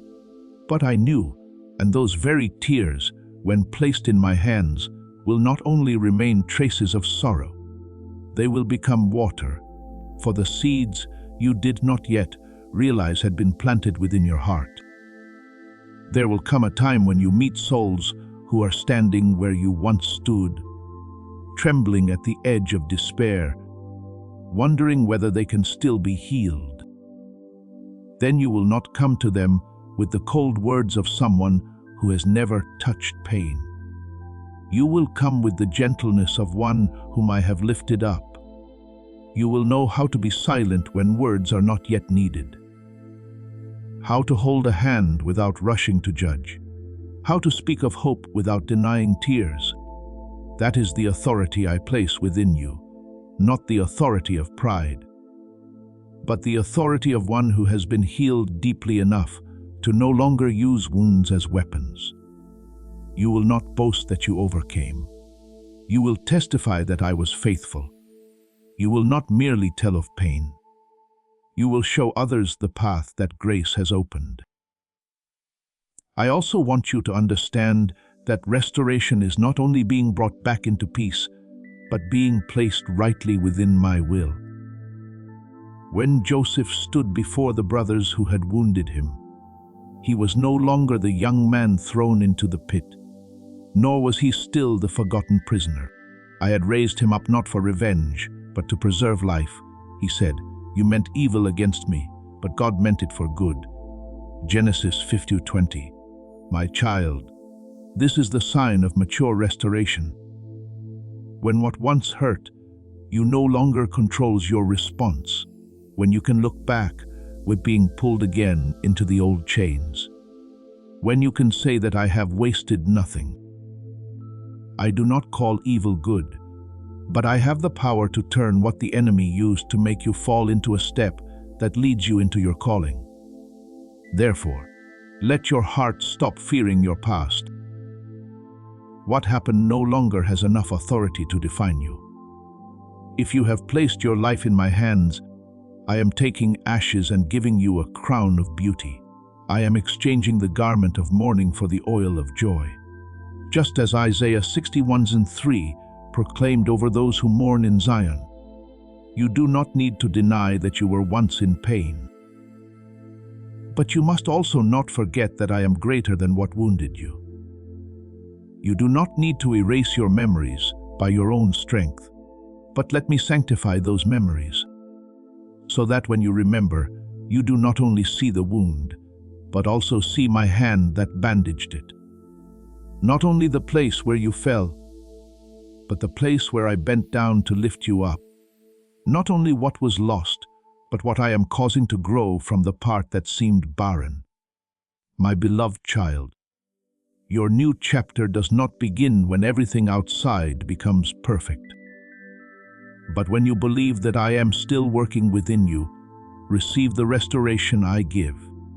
Do not stand outside the door of grace as though you are not worthy to enter. Let my love go deeper than your shame. Let my truth be stronger than condemnation. Let my peace cover the places in your heart that once learned to defend themselves. And when you have been filled, simply allow that water to flow out naturally, a word of comfort at the right time, a look full of compassion, a silent prayer, a presence that does not walk away. All of these can become channels of my healing. You did not overcome merely to survive. You are being restored to become a living witness that in my hands no brokenness is useless. No tear is forgotten and no soul is too far to be made new again by my everlasting love. My beloved child, let this word sink deeply into the most hidden place of your heart. You have never had to walk alone. Even in seasons when you felt as though the whole world was silent before your pain, perhaps your natural eyes have only seen the long road, the winding paths, the closed doors, and the empty places not yet filled. But the eyes of faith will recognize that beneath every trembling step of yours is my hand sustaining you. I do not only stand at the end of the journey, waiting for you to arrive. I am in every step, every breath, every time you try to rise again after a weary night. As I spoke through Isaiah, fear not, for I am with you. Be not dismayed, for I am your God. I will strengthen you. Yes, I will help you. I will uphold you with my righteous right hand. Isaiah 4:1. Do you see? I did not merely promise to watch you from afar. I promised to uphold you with my own right hand. There are days when you thought you were fighting everything by yourself. Yet in truth, my grace had already gone quietly before you long ago. Before you reached a trial, I had already placed a limit within it. Before you encountered a closed door, I had already prepared another turn. Before you stepped into a meeting that seemed accidental, I already knew that encounter would sow into your life a sign, a lesson, a connection, or a protection. You often call many things coincidence, but in my hands, nothing is abandoned to be ruled by chaos. Not even a falling leaf is outside my knowledge. How much more every step you take, every sigh you breathe, every turning point in the journey through which I am leading you. So when you do not yet understand why something happened, do not quickly conclude that I was absent. There are arrangements of mine that only become clear after you have walked a little farther. Like a mountain climber who cannot see the whole view while still in the valley. But once he ascends higher, he realizes that every small path has been leading in one direction. I know you have had nights when your body lay still, but your heart could not rest. Nights when you told no one, yet your soul echoed with countless questions. Why did you have to carry so much? Why, though you tried to live kindly, did you still encounter seasons of pain? Why were there people who did not understand you? Words that wounded you and chapters of life that made you feel forgotten, my beloved child. I was there in every one of those nights. I did not only see your tears. I heard even the prayers that had no words hidden beneath the tears.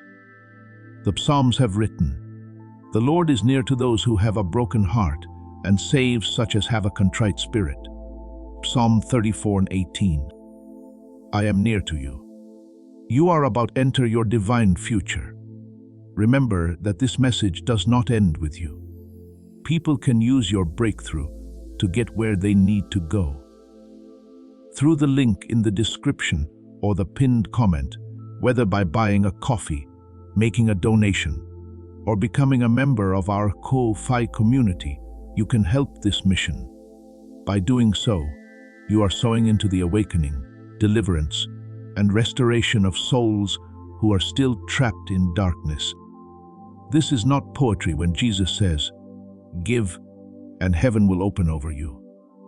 Every seed you plant turns into oil for your destiny, fire for your calling, and safety for your family. Now is your time, my child. Have faith, and as you do, watch God multiply what you let go of. Not only when you are strong, not only when you can sing the song of victory, but even when you have only enough strength left to whisper, "My name," in the darkness. And it was in that very darkness that you were formed in a way that easy light could never have accomplished. I do not create pain in order to shatter you, but I have the authority to step into the midst of pain and turn it into the place where you are trained, deepened, softened, and made more steadfast.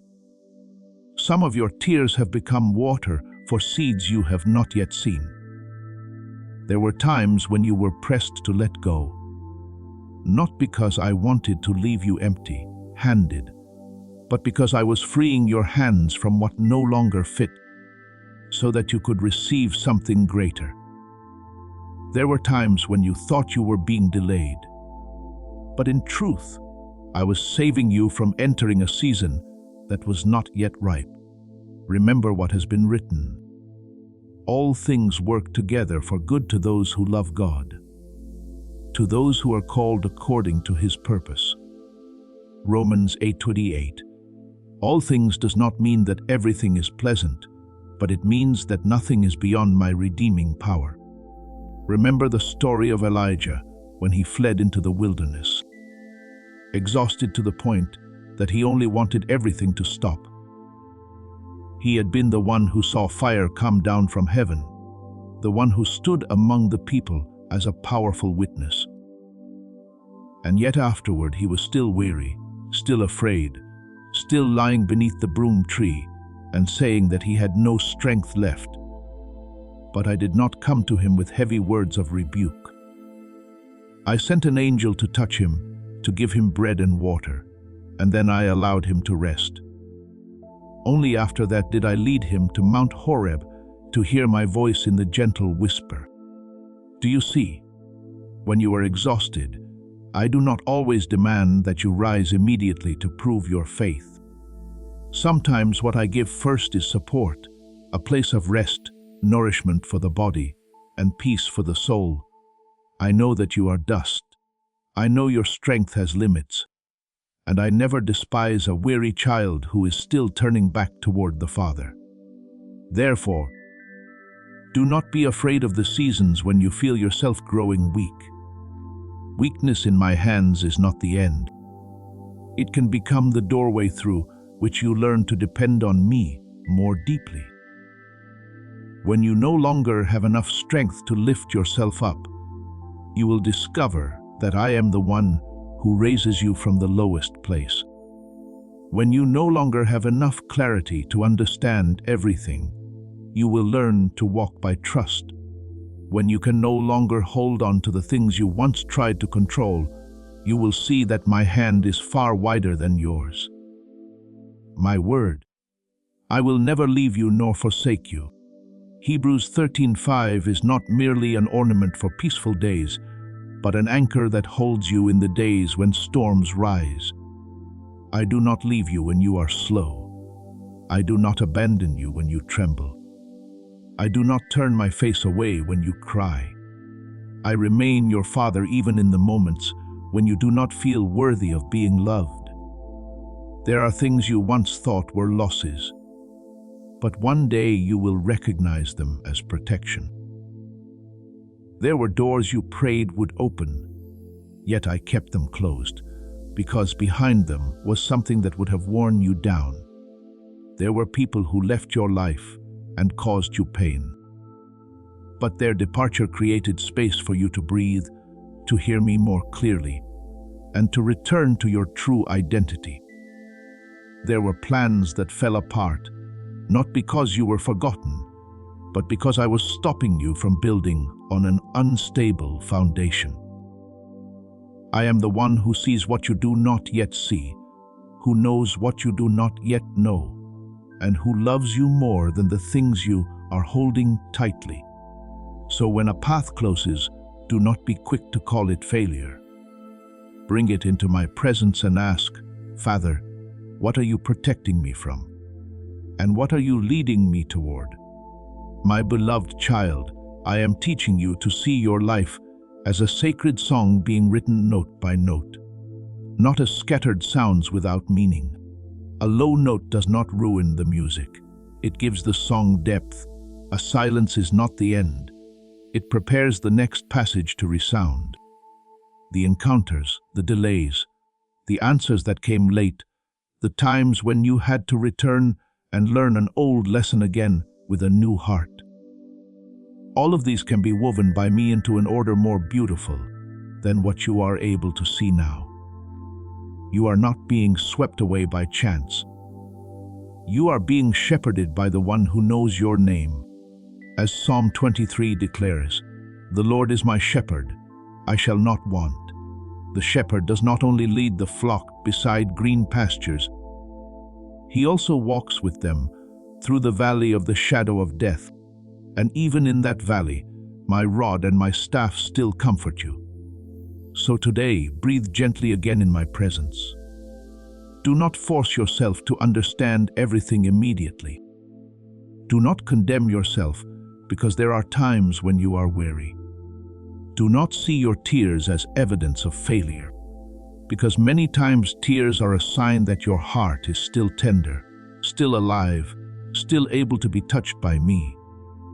Those tears will not be wasted. I will use them to make you gentler with others, deeper in prayer, more sensitive in discernment, and more steadfast in your mission. One day you will stand before a hurting soul, and you will know how to comfort them. Not with empty words, but with the peace I have forged within your own life.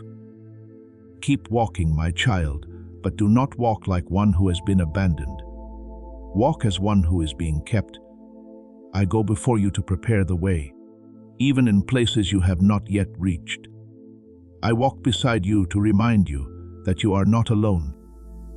I come behind you to heal the old footprints, to protect what you have already overcome, and to keep the past from pulling you back into the place from which I have brought you out.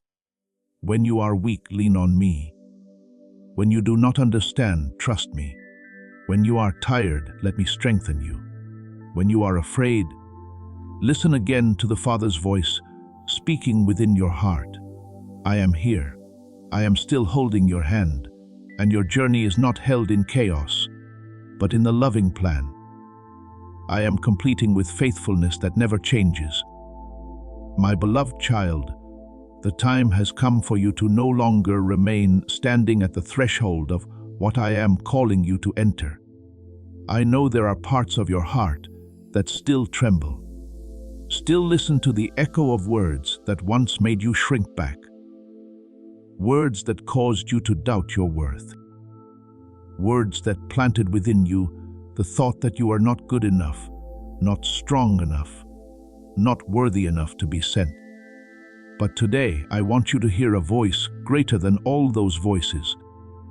You belong to me, and because you belong to me, you also belong to a purpose higher than your fear, higher than your past, and higher than the limits others once tried to place upon you.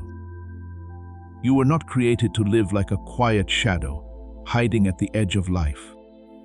You were created to carry my mark within you, to walk in the light I have kindled, and to become a gentle yet powerful witness that grace can make a soul new from the deepest place. Do not allow the words that made you feel small to build a home inside your heart. Some words are only noise, not truth. Some judgments come from the wounds of others, not from my heart. There were looks that once made you feel less valuable. But my child, my gaze is the true mirror for your soul. I do not call you by your failure. I do not measure you by comparison. I do not define you by the years in which you had to learn how to rise again after pain. My word is spoken. I have called you by your name. You are mine, Isaiah 4:3-1. When you understand to whom you belong, you will no longer so easily hand over your identity to voices that do not know how to love you with everlasting love. Let my word be the foundation beneath your feet, not the words of people. I know you have delayed many times while waiting to become more perfect. You thought that when your heart no longer had any scratches, when your memories no longer hurt, when you had every answer, then you could step out. But my beloved child, I do not send out people who have never been wounded. I send out those who have allowed me to touch their wounds. I do not need you to act as though you have no past. I want you to carry the very story I have redeemed, because within that story there is anointing oil. There is truth. There are tears that have been sanctified, and there is light born after a long night. Just as Paul was once a persecutor of the church, but after encountering Christ on the road to Damascus became an instrument to proclaim the gospel to the nations. I can also turn what others thought was a reason to disqualify you into evidence that my power can redirect an entire life. By the grace of God, I am what I am. 1 Corinthians 15. This too will become a living testimony upon your lips. There are souls waiting for what I have placed within you. Not because you are above them, but because I have led you through a stretch of road they are now facing. Someone needs to hear encouragement from a heart that has known weariness. Someone needs to see a light that is not glaring with pride, but worn near and true. Someone needs to be reminded that they can still rise again. And your very presence will become that reminder. You do not need a great pulpit in order to serve me. A sincere conversation, a silent prayer, a hand extended at the right moment, patience shown when another person is still weak. All of these can become doorways through which my love enters their life. When the Lord said, "Go therefore and make disciples of all the nations," Matthew 20:18-19. That word did not speak only of distant journeys, but also of daily obedience, where you carry my light into the spaces where you already live. Therefore, do not compare your portion with the portion of another. In the body there are many members, yet each member has been given its function with wisdom. The eye cannot say to the hand, "I have no need of you," nor can the head say to the feet, "I have no need of you," as 1 Corinthians 12 has revealed. The portion I have entrusted to you may not look like the portion of the person beside you, but that does not make it smaller. There are hidden missions that uphold an entire generation. There are prayers no one sees that shake things in the unseen realm. There are acts of love that are not recognized by the crowd, but are written in my heart. You do not need to imitate another person's light. The lamp I have kindled within you has its own shade, its own position, its own appointed hour. And the people who need precisely that light, remember Esther, the young woman who seemed to have been brought into the palace through a series of events beyond her control. But at the appointed time, Morai said to her, "Who knows whether you have come to the kingdom for such a time as this?" Esther 14:14. Esther had to step beyond her own safety, face danger, and use her position to save her people. My beloved child, there are things I have placed in your life that are not accidental. The places you have passed through, the lessons you have received, the gifts you carry, the encounters I have arranged. All of these are preparing you for moments when your obedience will mean more than you imagine. You do not need to understand the full measure of your influence before you are willing to step. You only need to know that I am the one who has called you. What once wounded, you will no longer be chains if you place it in my hands. I can turn wounds into a birthplace of compassion, tears into spiritual sensitivity, seasons of being misunderstood into discerning wisdom, loneliness into depth in prayer, and disappointment into a hope that is no longer easily shaken. You will not step forward as one who denies the past, but as one whom I have freed from the power of the past. The things that once caused you to doubt yourself will become evidence that I kept you through places you thought you could never pass through. The pages once soaked with tears will become a testimony that my love does not give up halfway. As Psalm 30:11 says, "You have turned my mourning into dancing." So I am also changing your heavy garment into a garment of praise. No, step out with holy assurance. Not the assurance that comes from controlling everything, but the assurance that comes from knowing whose hand is holding yours.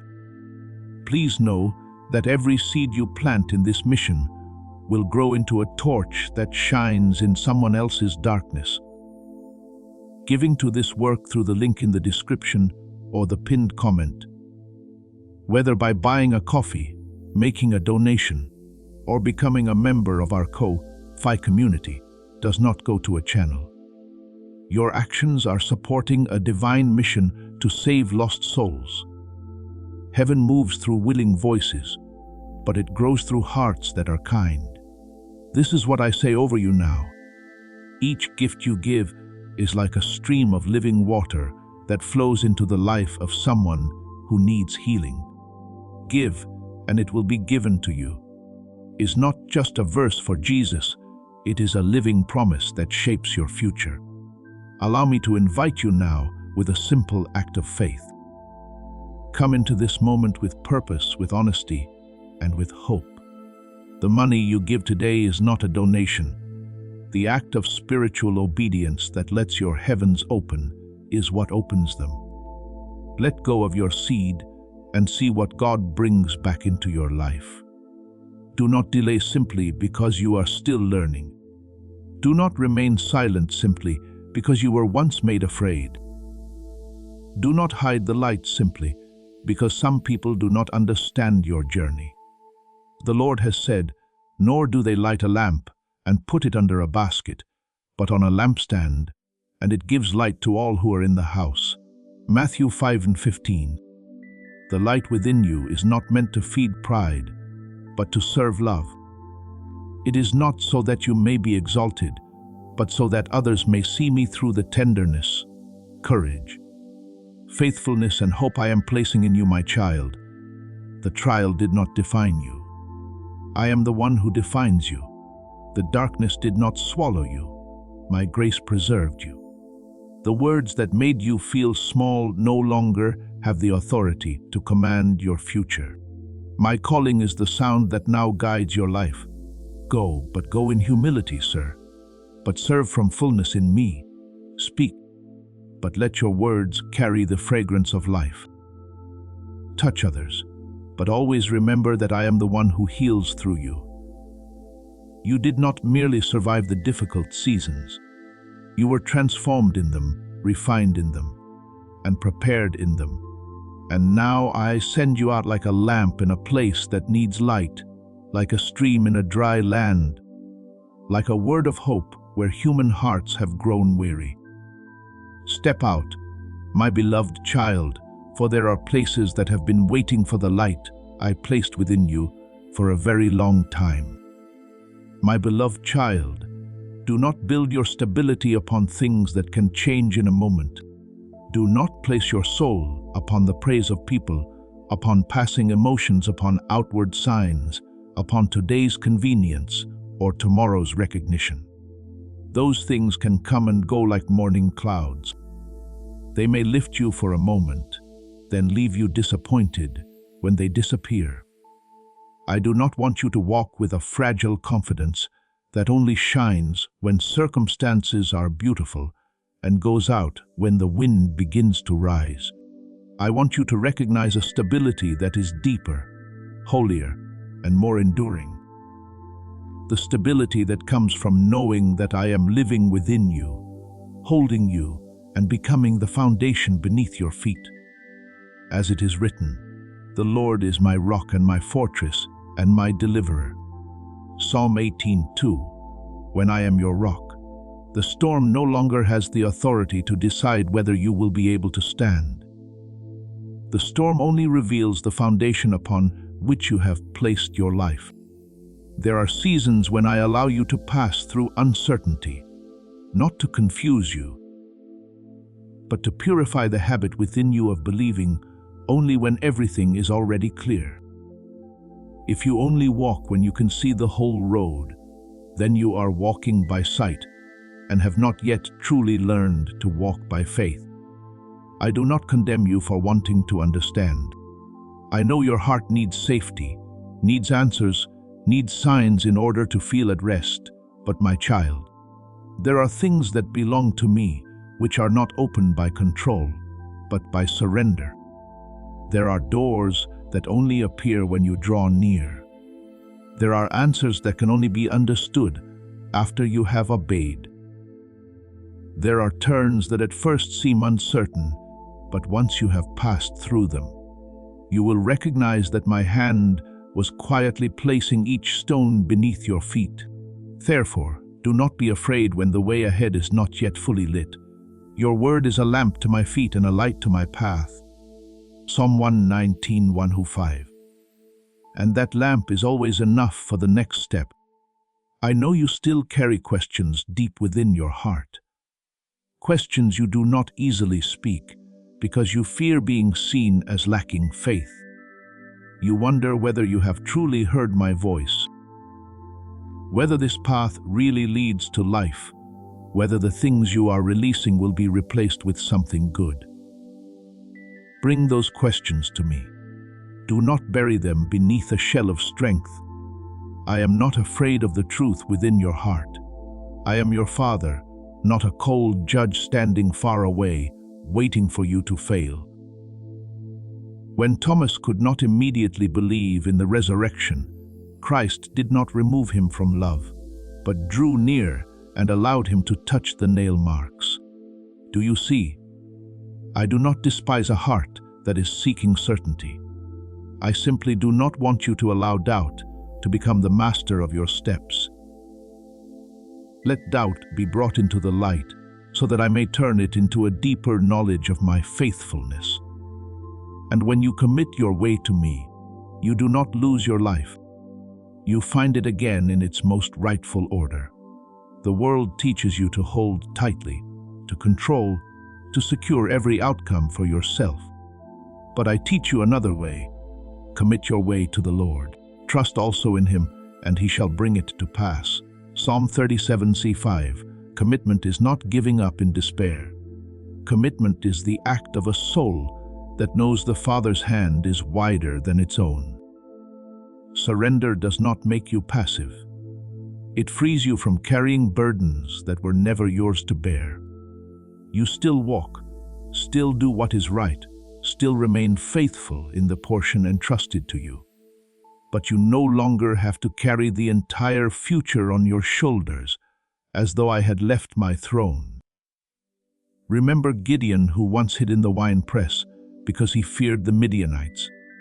When my angel came to him, that man did not look like a warrior in his own eyes. He saw himself as small, weak, from a lowly family, with nothing significant to offer. But I called him by a name that fear had never dared to call him. The Lord is with you, you mighty man of valor. Judges 6:12. My beloved child, I do not call you according to the image of you trembling in the present moment. I call you according to what I have placed within you, and what I will complete through you. Gideon did not overcome because he suddenly became extraordinary.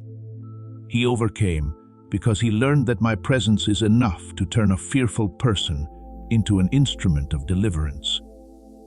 You are the same. Do not let your feeling of smallness argue with my calling. In this season, I do not promise that everything will be easy in the way you desire, but I do promise that everything can become a place where you grow if you remain in me. Ease does not always nourish the soul. There are blessings that can only sustain you when your inner life has become deep enough to carry them. There are doors I will open, but before you walk through them, you need to learn to stand firm in your identity so that when you are lifted up, you do not lose humility. When more is entrusted to you, you do not forget the source who gave it. When you see results, you do not worship the results instead of worshiping me. Therefore, the trials ahead are not meant to crush you. They are the place where I cause your roots to grow deeper, your faith to become purer, and your obedience to mature. A tree cannot bear fruit in its season if its roots are unwilling to go deep into the soil. I spoke through Jeremiah, saying, For I know the thoughts that I think toward you, thoughts of peace and not of evil, to give you a future and a hope. Jeremiah 29:11. Remember, this word was given to a people living in exile, not standing in a palace of comfort. That means my intention of peace is not cancelled by difficult circumstances. When you are in an unfinished season, I am still thinking good thoughts toward you. When you have not yet seen full deliverance, I am still preparing the future. When you feel as though you are in a foreign land, I can still cause hope to spring up in the very place where you thought there was only waiting. Do not measure my goodness by how quickly your circumstances change. Measure it by the cross where my love revealed that I did not spare my only son in order to bring you back into life. Therefore, release the need to understand everything before you are willing to step. Release the obsession with knowing every exact outcome before you obey. Release the weariness of a soul that keeps trying to control what belongs only in my hands. Faith is not closing your eyes and walking into darkness. Faith is opening your eyes to look at me and following my voice even when the darkness has not fully lifted. Let my voice become the compass within your heart. Above the confusion of fear, above the opinions of people, above the predictions that cause you to shrink back. When you do not know how to go forward, seek me when you do not know what to choose. Listen for the peace I place in the hidden depths. When you do not know what tomorrow will bring, remember that tomorrow has never been outside my rule. Then you will see that every small step you take and trust is not small in my plan. A quiet act of obedience today can open the way for a fruitful season tomorrow. A decision to let go today can release you from chains that have lasted for years. An act of faithfulness today can become a brick in the work whose full picture you have not yet seen. I began the painting of your life before you recognized the first color, and I will not abandon what my hand has started. As Philippians 1:6 says, He who began a good work in you will complete it until the day of Christ. Rest in this. I am not only the one who calls you to walk. I am also the one who keeps you on the road, corrects what is gone crooked, heals what is wounded, gives strength where there is weakness. and fulfills what I have promised with faithfulness that never diminishes.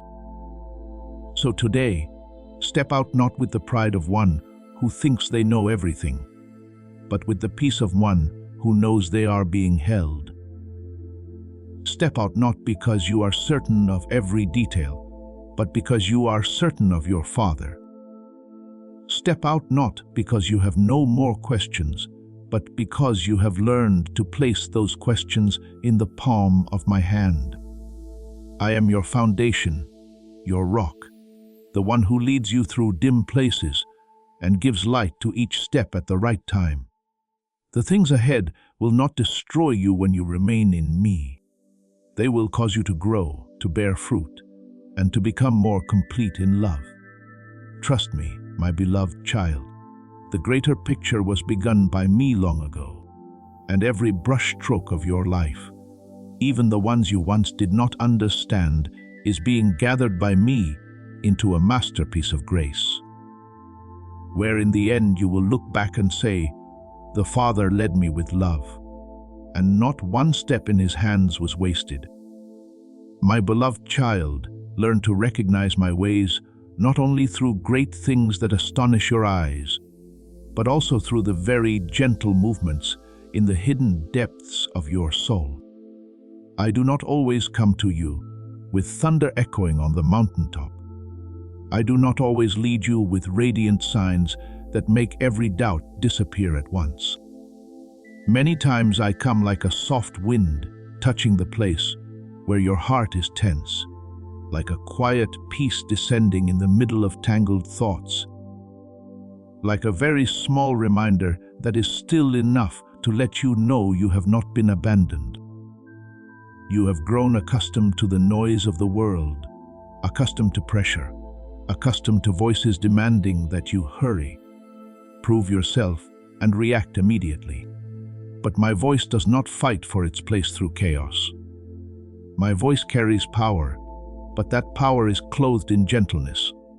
My voice is deep, but it does not crush your soul.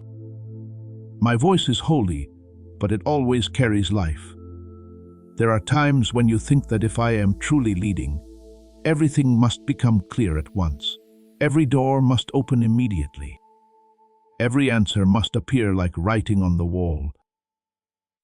But I teach you another rhythm, a rhythm that belongs to the kingdom of heaven, where guidance does not begin with outward noise, but with inward listening.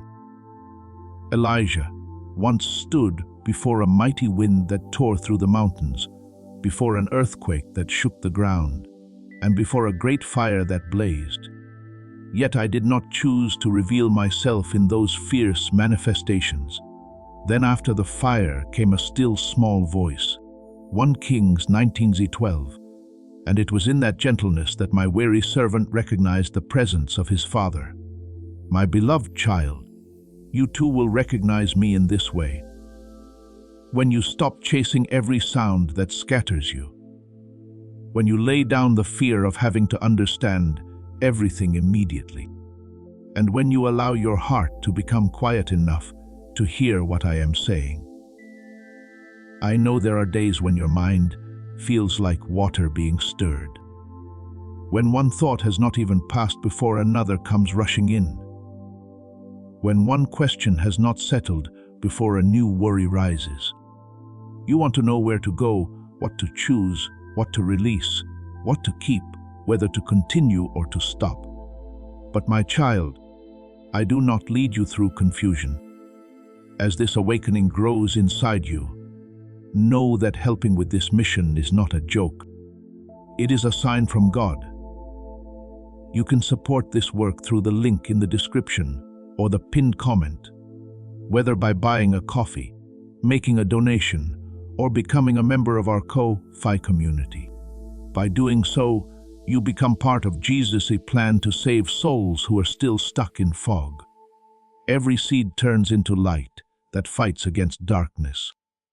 If you water others, you will be watered yourself, Jesus says. This is not history, it is a living promise about your future. Come into this moment with faith and a plan. What God has already planned for your life can be unlocked through your giving.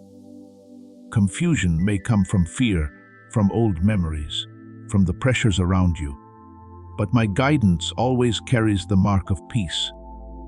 Not peace because everything is easy, but peace that surpasses understanding, as Philippians 4:7 said. The peace of God which surpasses all understanding will guard your hearts and minds through Christ Jesus. When I confirm something within you, it may not cause you to know the whole future, but it will cause your heart to stop thrashing in fear. It will be like a small lamp placed in the right place, giving enough light for the next step.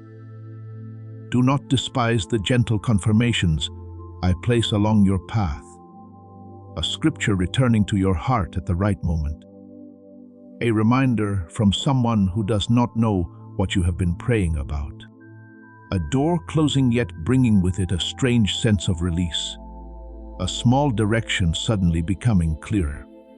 After many days of uncertainty, all of these can be ways in which I touch you. I do not force you with cold power. I do not drag you along as though you had no will. I invite you, lead you, and teach you to discern so that your obedience will not be a reaction born out of panic, but a response born out of love. The Lord has said, "My sheep hear my voice, and I know them, and they follow me." John 10:27, "You belong to me, so you can learn to recognize my voice." At first, you may still be confused. Still ask again and again, still need time to distinguish it. But I am patient with you. A gracious father does not rebuke his child for learning how to listen. I will teach you with the steadfastness of love. Remember Samuel when he was still young in the temple. He heard the call in the night, but thought it was Eli's voice. Because he was not yet accustomed to recognizing my voice, I did not rebuke him for what he did not yet understand. I called again and again until he knew how to answer, "Speak, Lord, for your servant hears." 1 Samuel 3:10. Do you see? I do not only call those who are already skilled in discernment. I also call hearts that are still young but willing. I can patiently repeat the invitation, gradually make clear what you do not yet understand, and lead you step by step into deeper intimacy with me. What I seek is not a soul that is confident it knows everything, but a soul humble enough to pause, listen, and say, "Father, teach me." Perhaps before the things that lie ahead, you still feel small. You look at the responsibility, the calling, the souls that need to be touched, the doors that are beginning to open, and you wonder whether you have enough strength to continue. But my beloved child, I have never chosen you only to leave you to manage everything by yourself. When I call, I also equip. When I send, I also go with you. When I place a seed within you, I also know how to nourish it until it grows in its proper season. He who calls you is faithful, who also will do it. 1 Thessalonians 5:24. You do not need to turn yourself into a perfect person in order to be worthy of the calling. You only need to remain in me so that I may do my work in you, through you and beyond you. Therefore, do not let fear make you believe that you must carry the entire journey by your own strength. Fear often tells you that if you do not control everything, you will fail. If you do not understand every detail, you will lose your way if you are not strong immediately. You cannot continue, but I tell you that true strength does not always appear loud. Sometimes strength is the quietness of a heart that still believes while it has not yet seen. Sometimes strength is standing firm for one more day, praying one more prayer, forgiving one more step, remaining faithful in one more small thing. As Zechariah 46 has written, "Not by might nor by power, but by my Spirit. You will not go far by earthly striving, but by my Spirit lifting you from within." Darkness may cause you to forget for a moment That light has been planted in you. But darkness cannot extinguish what I have kindled. That light is not shallow self-confidence, nor is it the appearance of strength used to hide weak places. That light is my presence within a person who is learning to live truthfully, to trust and to walk in obedience. When you abide in me, even your tenderness can become a place where grace is revealed. When you let me lead, even small steps carry heavenly meaning. When you listen to my voice, you will recognize that not every bright road is the right road, and not every quiet road is the wrong road. There are paths of mine that appear very humble in the beginning, yet they lead you into life deeper than you ever imagined. Now I call you not as a passing thought, not as an emotion that comes and goes, but as an invitation placed in love before you fully understood yourself. This is not an accidental moment. This is a sacred appointment where I touch your heart and remind you that you were not created merely to observe life from a distance. You are invited to step into intimacy with me, into true transformation, into the flow of grace, where you do not only hear about me, but experience me. Where you do not only know me through words, but recognize me in every decision, every movement, every quiet season, and every door opened at the right time. So stand firm in my gentleness. Let your heart open. Do not close it because you fear being wrong, fear being hurt, or fear not being enough. I do not push you into the future like a stranger. I lead you as a father leads his child along a road he already knows well. When you are confused, pause and listen. When you are weak, lean on me. When you are not yet clear, follow the nearest light I have given. When you are afraid, remember that the one who calls you is faithful and will complete what he has begun. I am nearer than the noise, deeper than the worry, and more enduring than every change. And if you are willing to listen in holy stillness, you will recognize that my voice is still speaking within your heart. Come closer, my beloved child, for what I have for you is not only a road to walk, but an encounter that will renew you from the inside out. My beloved child, there are prayers you thought had dissolved into silence, but in my realm, not one of your sighs has been forgotten. There were nights when you no longer had the strength to pray with words and could only sit still with a heavy heart. But I heard even that silence as the deepest cry. You thought that because the answer had not yet come. I was not responding because the door had not yet opened. I was not acting because the circumstances had not yet changed. I was still standing far away. But my child, I have never left the place of your pain. The silence you feel is not the emptiness of abandonment, but often the sacred room where I am quietly preparing what your eyes have not seen, your ears have not heard, and your heart cannot yet fully imagine. I am not delayed in the way you fear. I am working according to eternal wisdom, where all things are placed in the right season at the right time and in the right order of grace. Let your heart remember that I am not only concerned with changing what is happening around you, I also desire to touch the very foundation within you. If I only opened a door while your heart remained chained by fear, you would walk through it, still carrying the old identity. If I only brought a new circumstance while your mind still believed the old lies, you would stand in a new place but continue living like someone imprisoned in an invisible cell. That is why what I am doing is deeper than what you once asked for. You asked for a way out, but I am giving you freedom. You asked for a sign, but I am renewing the way you see. You asked for an answer, but I am leading you into a more intimate knowledge of me. You shall know the truth, and the truth shall make you free. John 8:32. That truth does not only break the lies outside of you, it touches the place where you once doubted yourself, belittled yourself, and believed that you were no longer worthy of being fully loved. I have seen the seasons when waiting wore you down. I know the moments when you wondered whether hope was something too costly for you. I know the times when you smiled before others, while inside you had almost given up. Yet, my beloved child, the hope you place in me does not fall to the ground like a dead seed. Before me, every small seed of hope is cherished, preserved, and watered by my faithfulness. There are seeds that remain in the darkness of the soil for a very long time. Not because they have been forgotten, but because they are being covered so they may sprout. You cannot see the roots growing, but that does not mean life is not at work.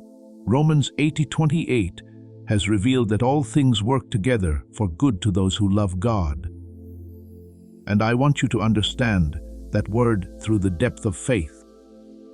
I can gather even the seasons of waiting, the answers that arrived late, the wounds not yet fully healed, and the doors that closed, and weave them into a goodness greater than your present understanding. No, you are standing near a threshold that your soul has sensed for a long time, though you have not yet been able to name it. This is not merely a small change on the surface of life, nor merely a passing convenience that makes your heart feel lighter for a moment. This is a deep turning point where I will no longer allow you to return to living under old chains, as though you had never been touched.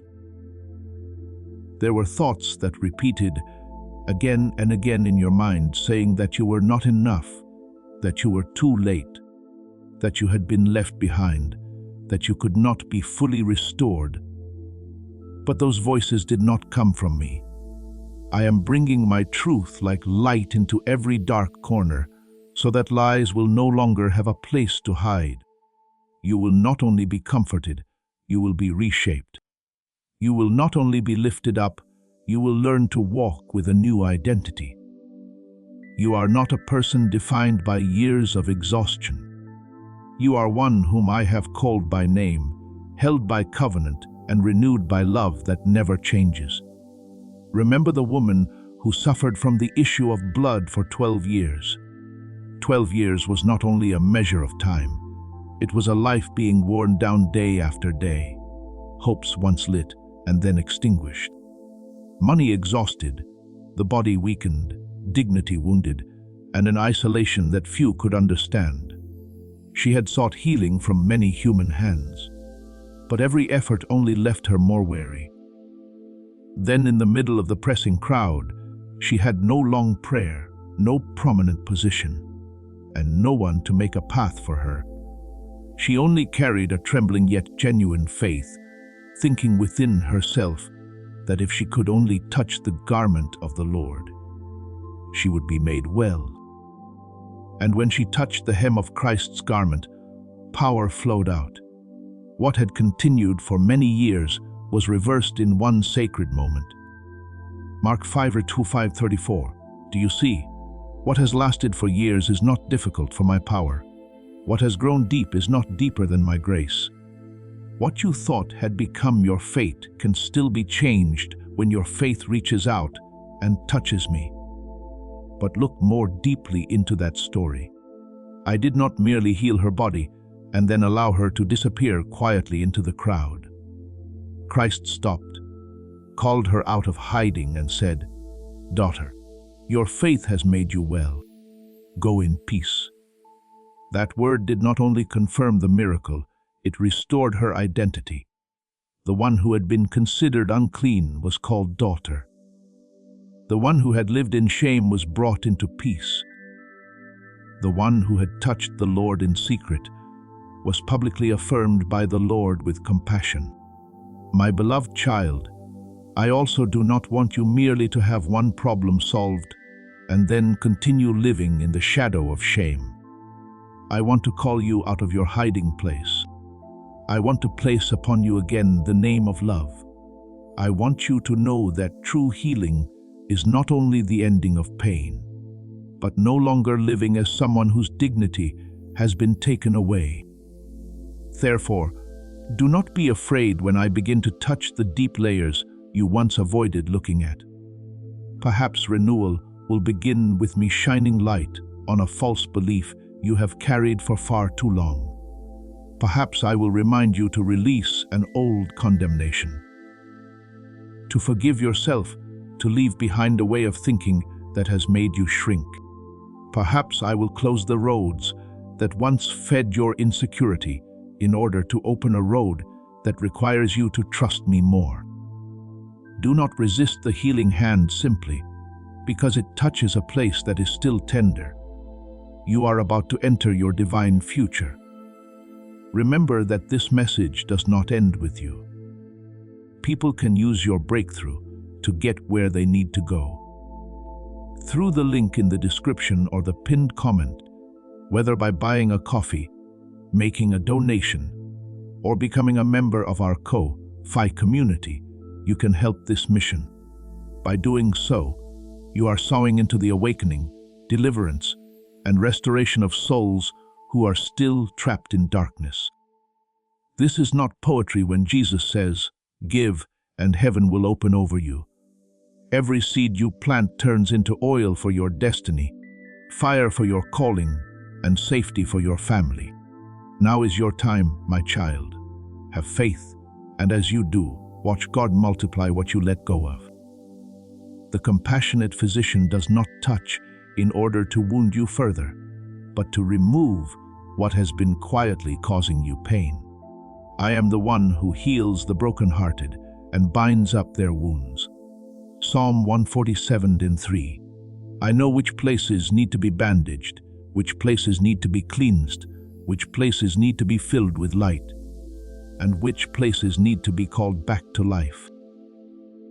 You are closer than you think, not closer because you have tried enough, but because I have been faithful throughout the journey. Not closer because you are no longer weak, but because you have learned to bring your weakness near to me. Not closer because every question has been answered, but because your heart is beginning to recognize the Father's voice more clearly amid the noise of fear. Come to me with genuine faith, even if that faith right now looks only like a trembling hand reaching out in the middle of the crowd. I do not despise that trembling. I see the heart behind it. One touch of faith can open what years of effort could not accomplish, because the power is not in the strength of your reaching, but in the one you are reaching toward. My beloved child, stand before this threshold with humility and hope. Do not use old disappointments as the measure for what I am about to do. Do not let yesterday's delay convince you that tomorrow cannot blossom. I am writing a change of season not only over your circumstances, but within the very roots of your soul. I am removing chains you have grown so used to carrying that you thought they were part of you. I am replacing lies with truth, fear with peace, exhaustion with new strength, and shame with the identity of one who is loved. Draw near to me. Let your heart touch me with faith that does not need to perform. And when I touch you in return, you will recognize that no prayer has been forgotten, no tear has been wasted, no season of waiting has been meaningless. For in my hands, even what has lasted for many years can be made new in one holy moment of love and power. My beloved child, there are moments in life that do not arrive like just another ordinary day. Because when I step in deeply, your soul can no longer continue living as though it has never been touched.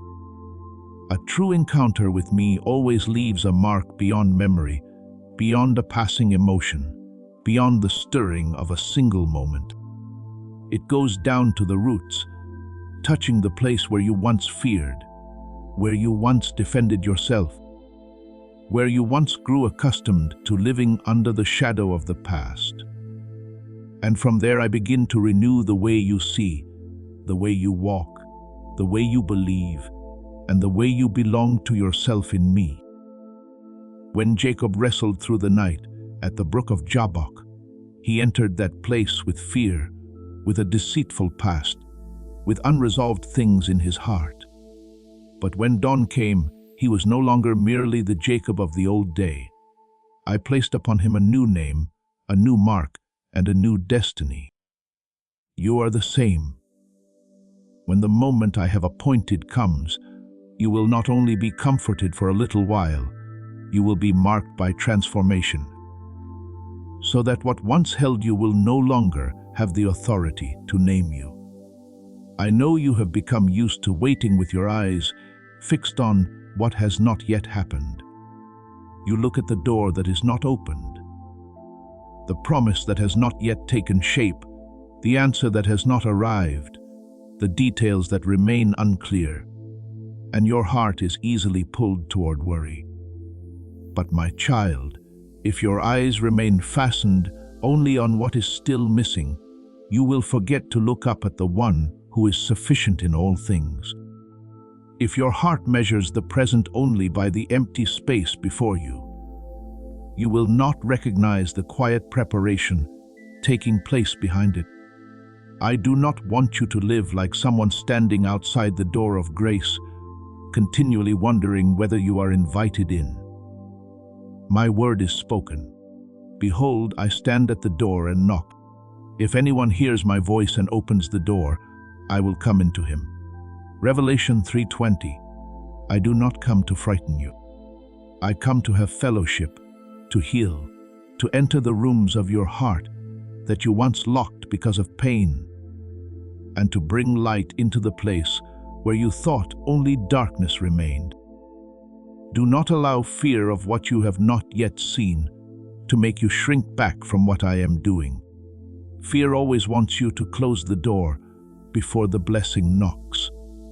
It tells you to protect yourself by no longer hoping, not opening your heart too wide, not trusting too deeply, not stepping too far. Because if you are disappointed again, you will not be able to bear it. But I tell you that fear is not your shepherd. It has no right to hold the staff that directs your life.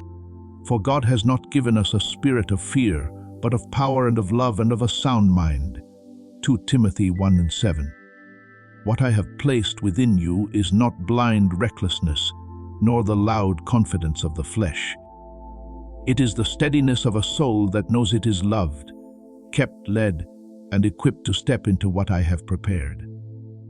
Open your heart wide, but not with haste. Open your hands, but not with greed that grasps at everything that appears good. Be ready, but be ready with discernment, for what I give does not always come in the form you imagine, does not always arrive at the hour you marked in your mind, and does not always pass through the path you consider most reasonable. The people of Israel longed for deliverance from Egypt, but the way I led them passed through the Red Sea. Mary received the announcement of the Savior, but that glory began in a humble stable. The disciples expected a kingdom according to human understanding, but eternal victory came through the cross and the empty tomb. My beloved child, I am not limited by your patterns. My perfection often comes in a form so humble that only a listening heart can recognize it. Perhaps you are still asking, Father, how will I know that I am ready? I tell you that readiness is not when you no longer tremble, but when you no longer allow trembling to rule your obedience. Readiness is not when you understand every layer of meaning, but when you know how to place both what you understand and what you do not yet understand into my hands. Readiness is not when you are completely free from every trace of the old journey, but when you allow me to turn those traces into testimony, wisdom, compassion, and depth. Keep your heart tender before me. A tender heart is not weak. It is good soil that can receive the seed of the kingdom of heaven. A hardened heart may protect itself from pain, but it can also close itself to life. But a tender heart in my hands will be planted, watered, and made to blossom in its proper season. When you enter that moment, you will see that freedom is not only escaping what hurt you, but no longer being controlled by it from within. You may remember, but you will not be pulled backward. You may tell the story, but you will no longer be chained by shame. You may look at the place that once made you afraid and still stand firm, because I have placed within you a spirit of power, love, and a sound mind. This is the freedom I want you to live in. Not freedom to wander far from me, but freedom to draw near to me without hiding. Freedom to love without being distorted by the past. Freedom to walk without asking permission from fear. Freedom to become the person I called you to be before wounds tried to rename you. Stand firm in faith, my beloved child. Standing firm does not mean you are never emotional, never shaken, or never in need of support. Standing firm means that after every shaking, you still return to me. After every question, you still choose to trust. After every wind, you still let your feet cling to the rock. Let your expectation be purified from impatience. Let your hope be protected from narrow predictions. Let your heart be ready to say, as Mary said, "Behold the maidservant of the Lord. Let it be to me according to your word." Luke 1:38. That is the response of a soul that does not understand every consequence yet recognizes that the one who speaks is faithful. Heat, heat, to the heat, heat, heat.